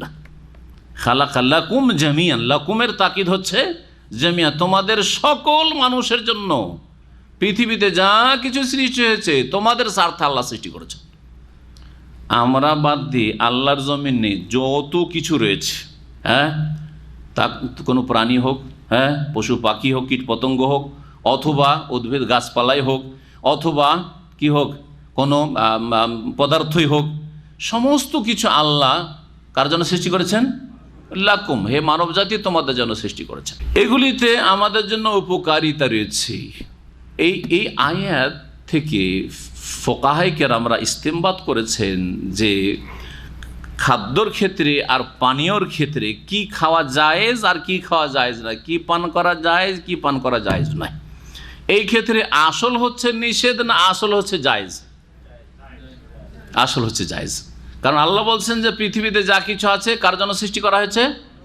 আমাদের জন্য, আমাদের ভোগের জন্য, আমাদের ব্যবহারের জন্য। সুতরাং আসল হচ্ছে যে পৃথিবীতে ভূপৃষ্ঠে যা কিছু আছে তা জায়েজ, যা হচ্ছে জায়েজ। কোনটা জায়েজ নাই? যেখানে আল্লাহ বলছেন এইটা তোমাদের জন্য জায়েজ নয়, হে পুরুষরা তোমাদের জন্য স্বর্ণ অলংকার জায়েজ নয়, হে পুরুষ মহিলারা তোমাদের স্বর্ণের পাত্র জায়েজ নয়, বুঝা গেছে না? চাঁদি জায়েজ নয়, হে মানুষ পুরুষরা তোমাদের জন্য রেশমের কাপড় জায়েজ নয়, ঠিক আছে না?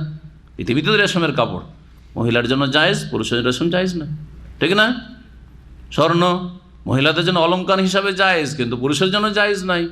জি, পুরুষের জন্য শুধু একটা আংটি, তাও চাঁদির স্বর্ণের নয়। আমাদের সেটা বেদাতি কথা আছে, ছোটোকালে এই ফতোয়া শুনেছিলাম মূর্খদের কাছ থেকে, রাহ মুসলিম, কোন একজন মুসলিম বর্ণনা করেছে, বুঝছেন না।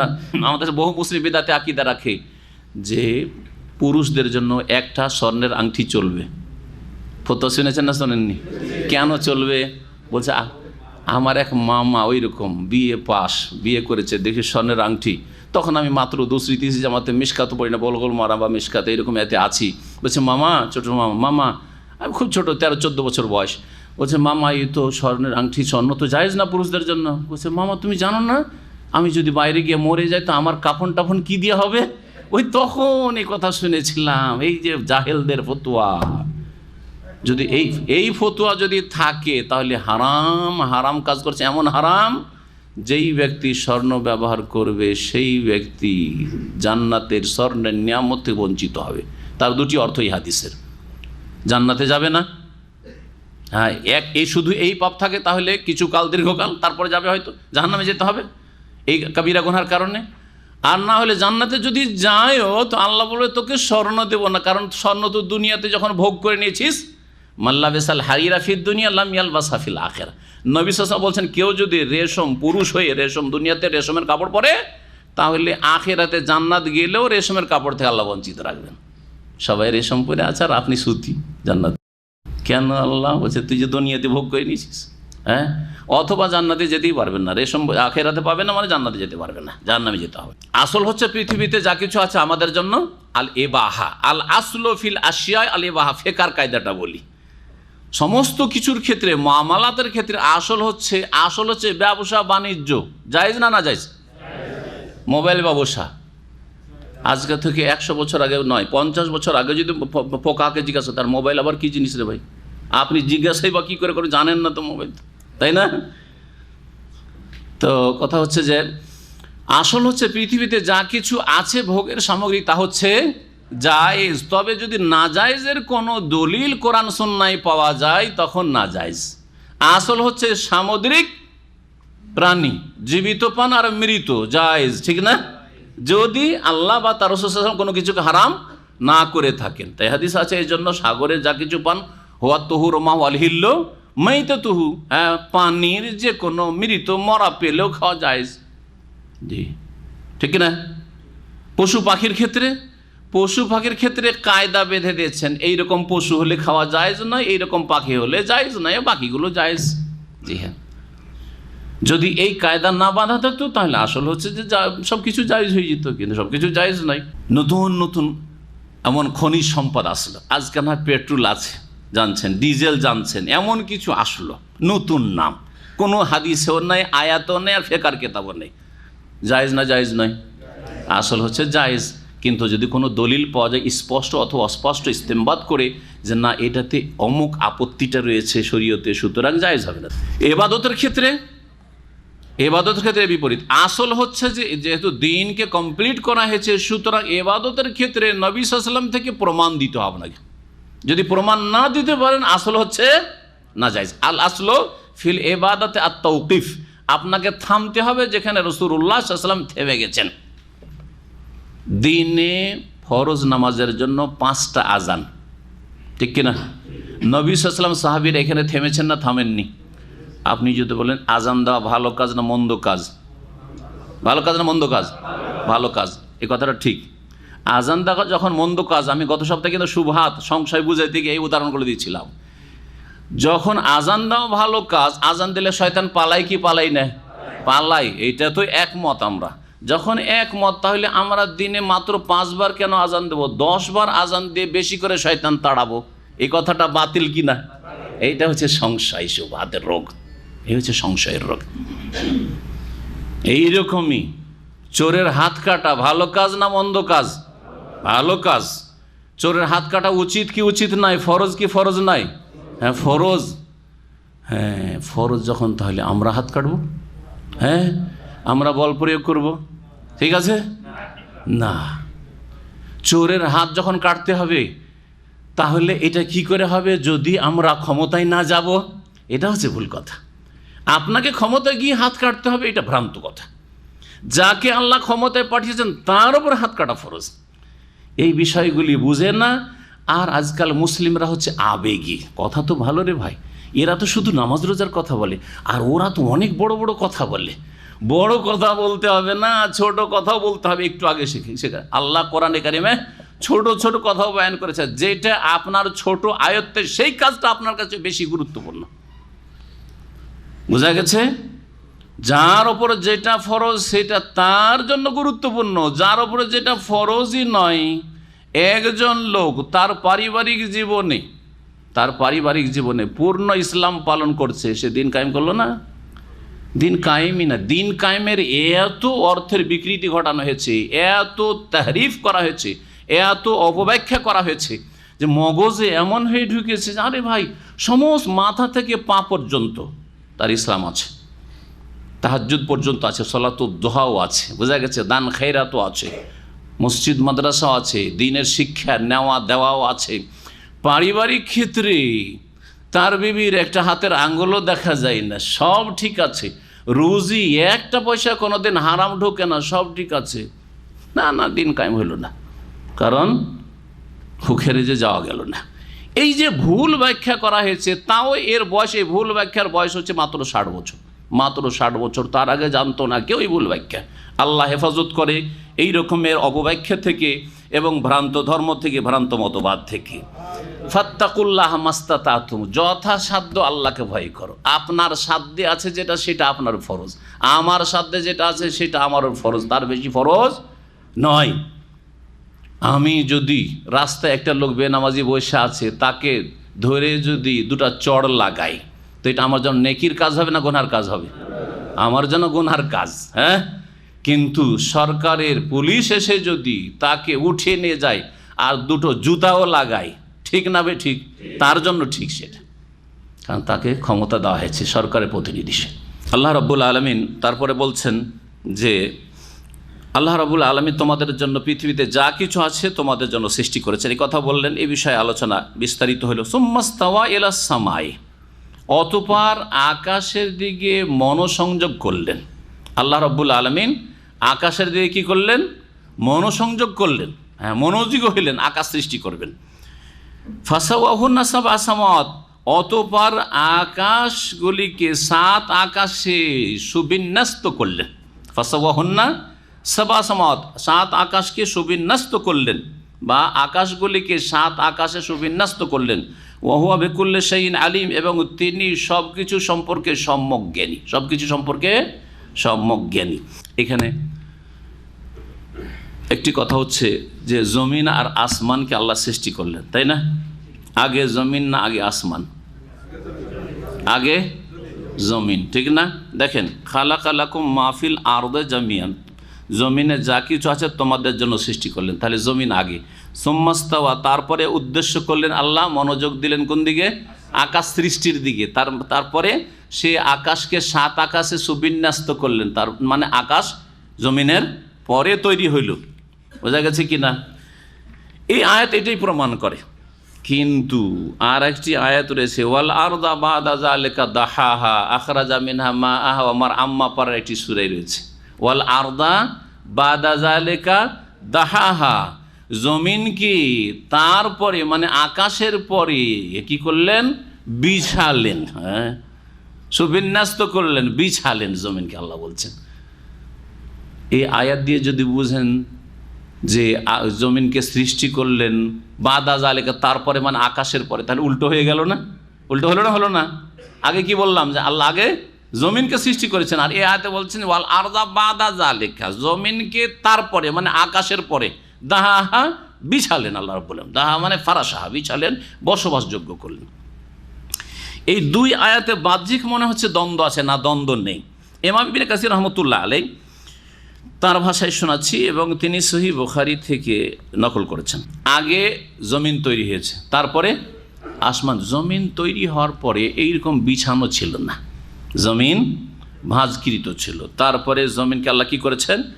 বিছিয়েছেন, বসবাসযোগ্য করেছেন, বাড়িঘর তৈরি করার মতো, এখানে চাষাবাদ করার মতো, তার বসবাসযোগ্য স্থির, এগুলি করেছেন আসমান সৃষ্টির পরে।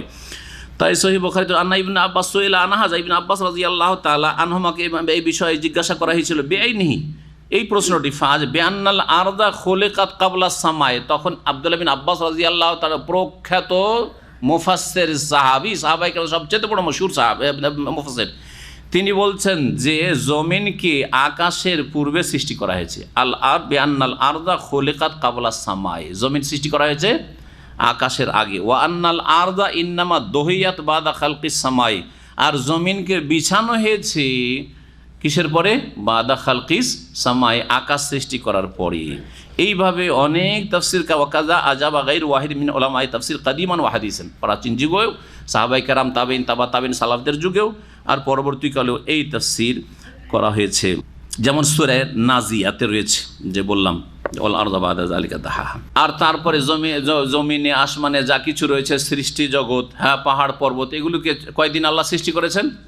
6 দিন। এই কথা কোরআনে কারীমের সূরা হামিম সেজদায়, সূরা ফুসসিলাতে বিস্তারিত আল্লাহ রাব্বুল বর্ণনা করেছেন। যে আয়াতগুলিতে রয়েছে আয়াত নম্বর 9 থেকে নিয়ে 12 পর্যন্ত আল্লাহ বর্ণনা করেছেন। কুল, হে নবী বলে, ইন্নাকুম লাতাকফুরুন, তোমরা কি অস্বীকার করছো সেই সত্তাকে, খালাকাল আরদা ফি ইয়াওমাইন, যিনি জমিন সৃষ্টি করেছেন কয়দিনে? 2 দিনে। ওয়াতাজআলুনা লাহু আন্দাদা, আর সেই আল্লাহর সাথে যিনি 2 দিনে জমিন সৃষ্টি করলেন তার সাথে শরীক সাব্যস্ত করছো। যালিকা রব্বুল আলামিন, তিনি তো রব্বুল বিশ্বজাহানের রব, প্রতিপালক। ওয়া জাআলা ফিহা রাওয়াসিয়া মিন ফাওকিহা, আর জমিনের ওপর আল্লাহ বড় বড় পর্বতমালা সৃষ্টি করলেন। ওয়া বারাকা ফিহা, আর তাতে বরকত নিহিত করলেন।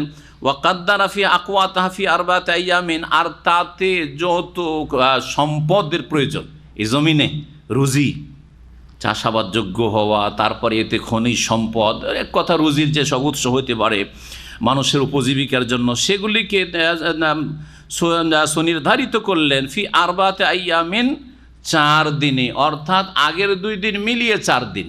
2 দিনে জমিন তৈরি হলো, আর 2 দিনে জমিনে মানব জাতির জন্য বা সৃষ্টিকুলের জন্য, মখলুকাতের জন্য রুজি আল্লাহ সুনির্ধারিত করে রুজির ব্যবস্থা বা বিভিন্ন সম্পদ সৃষ্টি করলেন।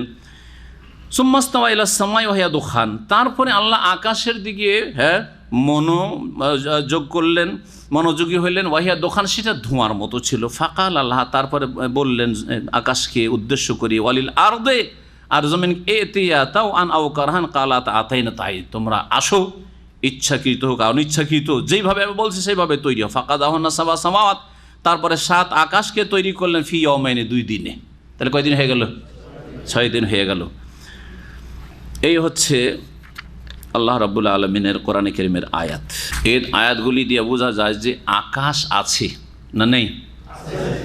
না দূরে কিছু দেখলে অন্ধকার লাগে সেটার নাম আকাশ, আকাশ বলে কিছু নেই। বৈজ্ঞানিকেরা এইরকম কথা বলেছে, সেটা মিথ্যা কথা। আকাশ আছে, এবং এক আকাশ 7 এক তো আকাশ আছে, আকাশ, তারপরে 7 আকাশ আছে, 7 আসমান আল্লাহ তৈরি করেছেন। এক আকাশ থেকে আর এক আকাশের মাঝের দূরত্ব হচ্ছে 500 বছর রাস্তা, যেমন হাদিস দ্বারা প্রমাণিত। জমিন আছে, জমিনও আকাশের মতোই 7টা কিনা, হ্যাঁ 7টা। দলিল কোরআনে কারীমে একটি আয়াত, সূরা তালাকের আয়াত নম্বর 12তে রয়েছে। আল্লাহ আসমান সৃষ্টি করলেন, ওয়ামিনাল আরদে মিসলাহুন্না, আকাশ 7 আকাশ, সাবা সামাওয়াতের কথা রয়েছে, 7 আকাশ। ওয়ামিনাল আরদে মিসলাহুন্না, আর জমিনও সৃষ্টি করলেন আকাশের মতোই, মানে 7 জমিন তৈরি করলেন। তবে এক আকাশ থেকে আরেক আকাশের মাঝে যেমন ফাঁক আছে, ওই রকমই এক জমিন থেকে আরেক জমিনের মাঝে কোনো ফাঁকা আছে কি না এ সম্পর্কে কোনো দলিল নেই। সুতরাং এই ধরনের কথা অনেক তাফসীরকাররা বলেছেন। আর প্রত্যেক জমিনে আল্লাহর সৃষ্টি আছে, সেখানে নবী রাসূল পাঠিয়েছেন। এক বক্তা এসে মদিনায়, মক্কা এসব কথা খুব প্রচার করেছে কয়েক বছর আগে। এসব কথা বিভিন্ন তাফসীরকারদের মতামত মাত্র, এই বিষয়ে দ্বিমত রয়েছে। সুতরাং এসব অনার্থক কথাই আর পিছনে পড়া আর এগুলোকে নিশ্চিত মনে করা ঠিক হবে না। এখন শুরু হতে যাচ্ছে আদম আলাইহিস সালামের সৃষ্টির ঘটনা। মহান আল্লাহ ইরশাদ করেছেন আয়াত নম্বর 30, ওয়াইজ কালা রব্বুকা লিল মালাইকাতি, স্মরণ করো হে নবী মুহাম্মদ সাল্লাল্লাহু আলাইহি ওয়াসাল্লাম, তোমার প্রতিপালক যখন ফেরেশতাদেরকে উদ্দেশ্য করে বললেন, ইন্নী জাইলুন ফিল আরদে খালিফা, নিশ্চয়ই আমি পৃথিবীতে স্থলাভিষিক্ত সৃষ্টি করব, খলিফা সৃষ্টি করব। ইন্নী জাইলুন ফিল আরদে খালিফাতান আরবি বুঝেন না, কিন্তু কিছু তো বুঝবেন। খালিফাতুন আর খালিফাতি দুটোতে পার্থক্য কি? যে বলতে পারবেন হাত তুলবে। খালিফাতি মানে আমার খলিফা, আল্লাহর খলিফা। আর খালিফাতান মানে একজন খলিফা, একজন প্রতিনিধি। কার প্রতিনিধি বলা হয়নি। কোরআনে কারিমে খালিফা শব্দটি একাধিক জায়গায় এসছে।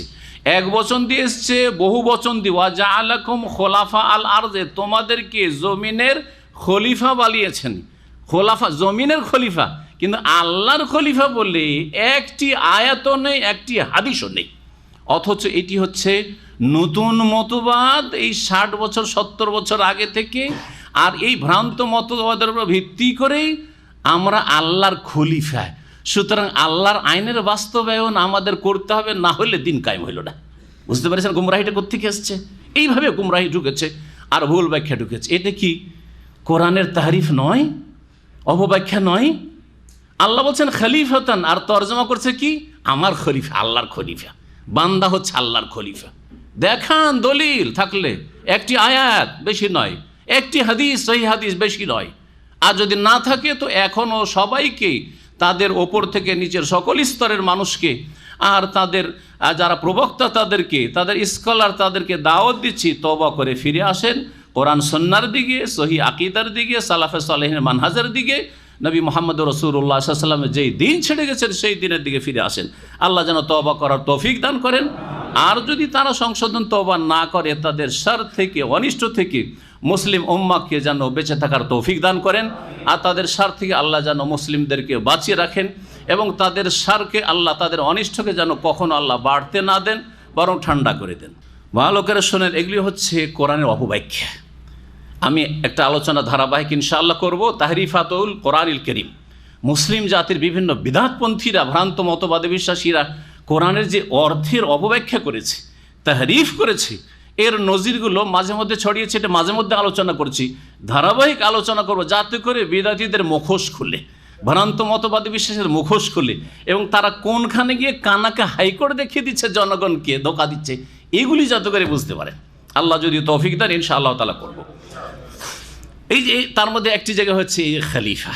আল্লাহ বলছেন আমি একজন খলিফা তৈরি করব। এখন আমি যদি বলি তো বলুন আপনি আবার কোন মুফাসসির হলেন? আমি মুফাসসির না, আমি একজন তালেবে ইলম হাসিল করার চেষ্টা করি, এখনও পড়াশোনা করি। ইমাম ইবনে কাসির তো মুফাসসির আপনাদের কাছে, ঠিক না? ইমাম ইবনে কাসিরের তাফসীর কোরআন দিয়ে, কোরআনের তাফসীর, কোরআন দিয়ে হাদিসের তাফসীর। ইমাম ইবনে কাসিরের চমৎকার তরিকা হচ্ছে যে তিনি যদি আয়াতের তাফসীর আয়াত দিয়ে পান তো আয়াত নিয়ে আসেন, একটা আয়াত সংক্ষেপে আর একটা বিস্তারিত আয়াত কয়েকটা করে নিয়ে আসেন। দেখাইলাম যে চ্যালেঞ্জ, কোরআনের চ্যালেঞ্জগুলিতে কতগুলি আয়াত পড়ে শোনাইলাম, ঠিক না? আমি মাঝে মধ্যে কিন্তু শোনাই, এটা দিয়ে উপলব্ধি করতে পারেন যে কোরআনের আয়াত দিয়ে কোরআনের তাফসীর করেছেন তিনি। তারপরে দেখছেন যে হাদিস আছে, তখন হাদিসগুলো নিয়ে এসছেন। বহু সময় হাদিসগুলি পড়ে শোনাই যে কোনো বিষয়ের ওপর, তখন কিছু কিছু করে আপনাদেরকে হাদিস শোনাবার চেষ্টা করি। তো ইমাম ইবনে কাসির রহমতুল্লাহ তারপরে তখন সাহাবায়ে কেরামদের উক্তি নিয়ে আসেন। ইবনে আব্বাস এই বলেছেন, তারপর যায়েদ বিন সাবিত এই বলেছেন, আলী রাজি এই বলেছেন, আবু বকর এই বলেছে, এরকম। তারপরে তাবেঈনদের উক্তি নিয়ে আসেন, তারপরে তাবেঈনের উক্তি নিয়ে আসেন, তারপরে আইম্মায়ে কেরামদের উক্তি নিয়ে আসেন তিনি। তো এখানে ইবনে কাসির রাহিমাহুল্লাহ কি বলছেন এই বিষয়টিকে আপনাদেরকে বোঝাই যে খলিফা মানে এই আয়াতের তাফসিরে ইমাম হাফেজ মুফাসসির ইবনে কাসির রাহিমাহুল্লাহ বলছেন ইন্নী জাইলুন ফিল আরদে খলিফা। এই আয়াতের তাফসির হচ্ছে আই কওমান ইয়াখলুফু বাদুহুম বাদান, কারনান বাদা কারনিন ওয়া জিলান বাদা জিলিন, কামা ক্বালা তাআলা ওয়া হুয়াল্লাযী জাআলাকুম খালাইফাল আরদি ওয়া ইয়াজআলুকুম খুলাফাল আরদি ওয়া ক্বালা ওয়ালাউ নাশাউ লাজআলনা মিনকুম মালাইকাতান ফিল আরদি ইয়াখলুফুন ওয়া ক্বালা ফাখালাফা মিন বাদিহিম খালফুন। কতগুলি আয়াত দিয়ে তাফসির করলেন। এই খলিফার তাফসির করতে গিয়ে একটি আয়াত, দুইটি আয়াত, 3, 4টি আয়াত তিনি পেশ করেছেন এই একটি আয়াতে তাফসির করতে গিয়ে। তাফসিরটা কি শোনেন, ইন্নী জাইলুন ফিল আরদি, আল্লাহ ঘোষণা করলেন যে আমি জমিনে পৃথিবীতে কি তৈরি করব? খলিফা সৃষ্টি করতে চাইছি, করব। খলিফা অর্থাৎ এমন এক জাতিকে সৃষ্টি করব, ইয়াখলুফু বাদুহুম বাদা, যারা একজন আরেকজনের স্থলাভিষিক্ত হবে, এক দল আর এক দলের জানাসীন হবে। জানাসীন মানে তার স্থান দখল করবে। কারনান বাদা কারন বাদহম বাদান, কারনান বাদা কারনিন, যুগের পর যুগে এক যুগের লোক যাবে, হ্যাঁ, আরেক যুগের লোক আসবে। যখন দাদা আমল শেষ হয়েছে, বাপের আমল শুরু হয়েছে, বাপেরা বাপ চাচারা সব শেষ হয়ে গেল, তখন আমাদের যুগ আসলো, আমাদের যুগের সমাপ্তি ঘটছে, আবার আমার ছেলেদের যুগ আসছে। বুঝা গেছে না? জিলান বাদা জিলিন, এবং প্রজন্মের পর প্রজন্ম, এক প্রজন্ম শেষ আর এক প্রজন্ম আসলো, এইভাবে এক যুগ শেষ, 100 বছর শেষ, আর এক নতুন বছর। বিংশ শতাব্দী শেষ হলো, একবিংশ শতাব্দী শুরু হলো, একবিংশ শতাব্দী শেষ হলো, তারপরে আবার নতুন শতাব্দী শুরু হলো। এইরকম যেমন আল্লাহ বলছেন ওয়াহুয়াল্লাযী জাআলাকুম খালাইফাল আরদি, আল্লাহ সেই সত্তা যিনি তোমাদেরকে জমিনের খলিফা করেছেন। তাহলে এখানে বহু বচন আছে, শুধু আদমকে বলা হয়নি। কি বলা হয়েছে? তোমাদেরকে জমিনের কি করেছেন? খলিফা করেছেন। জমিনে তোমরা একে অপরের খলিফা হবে। আমরা খলিফা হই না। খলিফা মানে স্থলাভিষিক্ত হওয়া। বাপ মারা গেছে, বাড়ির মালিক কে? বাপের একটা ছেলে, সেই মালিক হয়ে গেল। বাপের 2 ছেলে ভাগ করে নিল, হ্যাঁ, বাপের ছেলে মেয়ে সবাই আছে, সব ভাগাভাগি করে নিল, তারা স্থলাভিষিক্ত হইল না? এখন এই বাড়ির মালিক কে? অমুক তো মারা গেছেন, অমুকের ছেলেরাই এখন বাড়ির মালিক আছে। এটা হচ্ছে খলিফা হওয়া। এটা হচ্ছে একটি তাফসির, যেটা প্রসিদ্ধ তাফসির, এবং ইমাম ইবনে কাসির নিজের কিতাব বর্ণনা করেছেন। আর একটি তাফসির এখানে উল্লেখ করেনি তিনি, সেটাও বলে দিই, ইন্নী জাইলুন ফিল আরদি খলিফা, আমি জমিনে স্থলাভিষিক্ত খলিফা তো সৃষ্টি করব।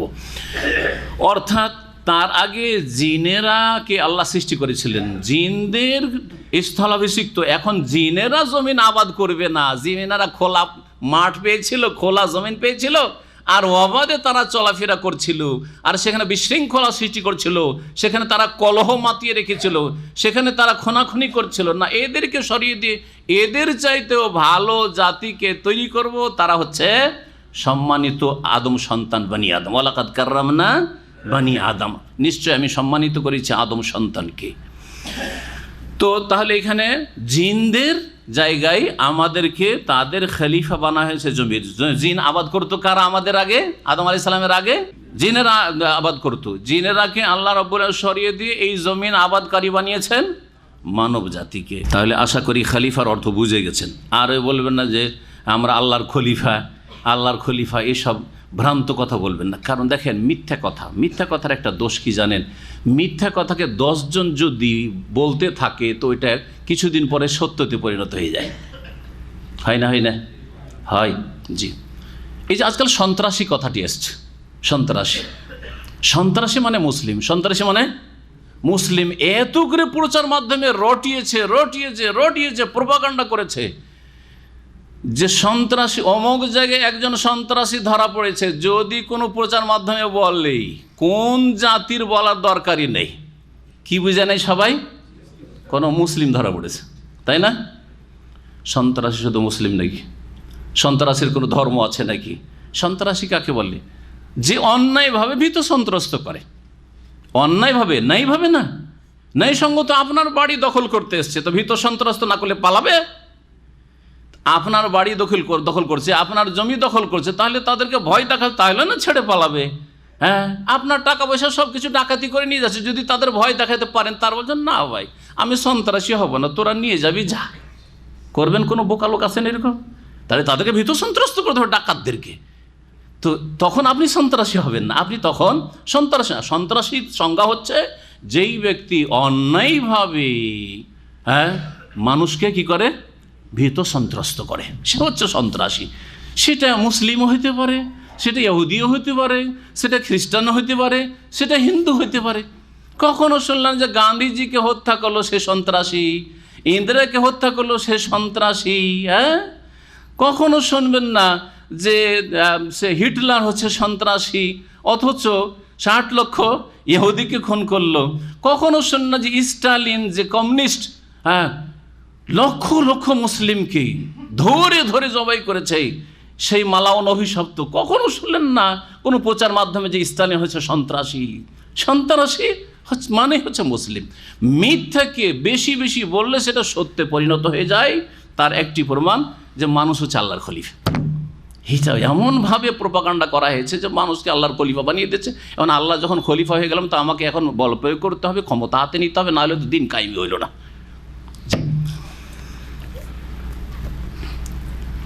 যখন ফেরেশতাদের সামনে আল্লাহ এই কথা রাখলেন পরামর্শের জন্য, না যেটা করতে চায় সেটা জানিয়ে দেওয়ার জন্য? জানিয়ে দেওয়ার জন্য। আল্লাহ কারোর সাথে পরামর্শ করার প্রয়োজন মনে করেন না, তিনি সৃষ্টিকর্তা।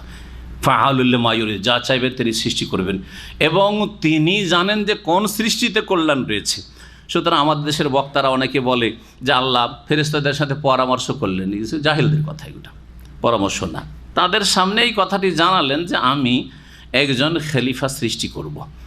কালু, ফেরেশতারা বললেন, আতাজালু ফিহা মান ইউফসিদু ফিহা, হে আল্লাহ তুমি এই পৃথিবীতে এমন ব্যক্তিকে সৃষ্টি করবে বা এমন লোকদেরকে সৃষ্টি করবে যারা পৃথিবীতে বিপর্যয় সৃষ্টি করবে, অশান্তি সৃষ্টি করবে, ওয়াসফুকু দিমা, এরা মানুষকে খুন করবে বা রক্ত প্রবাহিত করবে, ওয়া নাহনু নুসাব্বিহু বিহামদিক, আপনার কি লাগবে?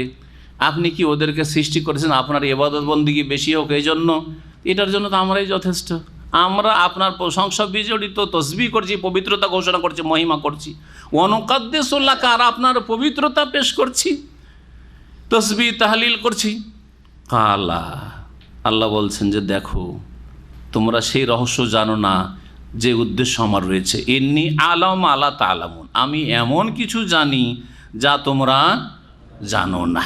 এই ইন্নী আলাম আলা তালামুন, আমি যা জানি তা তোমরা জানো না, এটা কি ছিল? এই বিষয়ের তাফসীরকারদের বিভিন্ন মত থাকলেও সবচেয়ে যেটা বলিষ্ঠ মত সেটি ইমাম ইবনে কাসির রাহমাতুল্লাহর ভাষায় আপনাদেরকে শোনাই। বলছেন যে কাল আল্লাহ তাআলা মুজিবান লাহুম আনি হাযা সওয়াল, এই ফেরেশতারা যে আপত্তি করলো যে আল্লাহ কি দরকার সৃষ্টি করার, এদের তো ক্ষতি বেশি করবে, এরা কি দরকার? ইন্নী আলাম আলা তালামুন, জবাবে আল্লাহ বলেন আমি যা জানি তোমরা জানো না।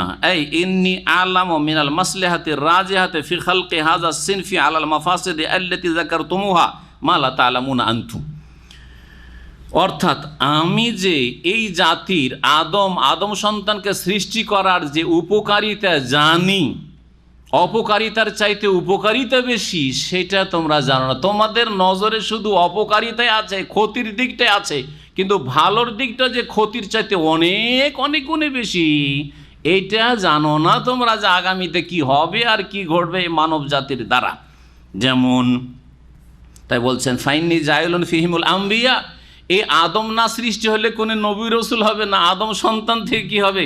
নবী হবেন, রসুল হবেন। ওয়া উরসিলু ফিহিমুর রসুল, আর এদের মধ্যে থেকে রসুল বানাবো। ওয়া ইউজাদু মিনহুমুস সিদ্দিকুন, আর এদের মধ্যে সিদ্দিকিন মহাসত্যবাদীরা পয়দা হবে। ওয়া শুহাদা, আর শহীদরা হবে। ওয়াসসার ওলামা হবে, ওয়াসসার নেক লোকেরা হবে। ওয়াল উব্বাদ, আবেদরা হবে। ও জুহাদ, জাহেদরা হবে। ওয়াল আউলিয়া, আল্লাহর বন্ধুরা হবে। ওয়াল আবরার, নেক সৎকর্মশীলরা হবে। ওয়াল মুকাররাবুন, আল্লাহর নৈকট্যপ্রাপ্তরা হবে। ওয়াল উলামা হবে, আমলকারীরা হবে।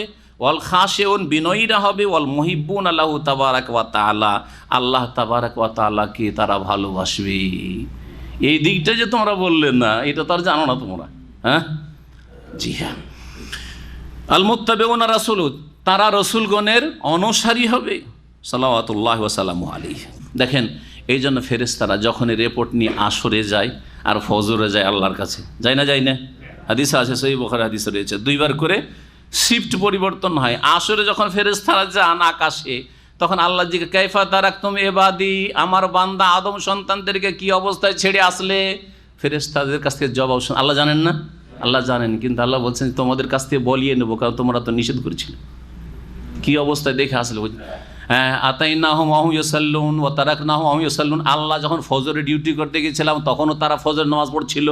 ওয়া তারাকনাহুম, তাদেরকে আসরে ছেড়ে আসলাম, এখনও তারা আসরের নামাজ পড়ছে। আবার ফজরের শিফটের লোকেরা যখন নামাজ পড়ে, ওই সময় ফজরের শিফটের ফেরেশতারা আল্লাহর কাছে যায়। আল্লাহ জিজ্ঞাসা, কাইফা তারাকতুম ইবাদি, আমার বান্দাদের কি অবস্থায় দেখে আসলে, কি অবস্থায় ছেড়ে আসলে? আল্লাহ যখন আসরের ডিউটি করতে গেছে তখনও নামাজে ছিল ওরা, আর এখন ফজরের ডিউটি করে এলাম, ফজরে দেখলাম ইউসাল্লুন, নামাজ পড়ছে। ইন্নী আলাম আলা তা'লামুন, আয়াত নম্বর 30 থেকে আমাদের তাফসীর ক্ষান্ত করছি, কারণ আজকাল সময় বেশি থাকে না, আসর এগিয়ে চলে এসছে। বাকি ইনশাআল্লাহ তাআলা আদম আলাইহিস সালামের ঘটনা আগামী সপ্তাহে পূর্ণ করব, আল্লাহ যদি তৌফিক দান করেন। আল্লাহ যেন আমাদের হায়াতে বরকত দান করেন। যারা দিন শিখতে আসছেন তাদের হায়াতে বরকত দান করেন, তাদের সময়ে বরকত দান করেন। যারা দিনের কাজ করছেন, যে যেখানে আছেন, আল্লাহ তাদের জীবনে যেন বরকত দান করেন, এবং সমস্ত রকমের বালা মুসিবত থেকে, অনিষ্ট থেকে, সংকট থেকে, বিপদ আপদ থেকে আপনাদের সকলে যেন হেফাজত করেন। ওয়া সাল্লাল্লাহু আলা নবিয়িনা মুহাম্মদ ওয়া আলা আলিহি ওয়া সাহবিহি।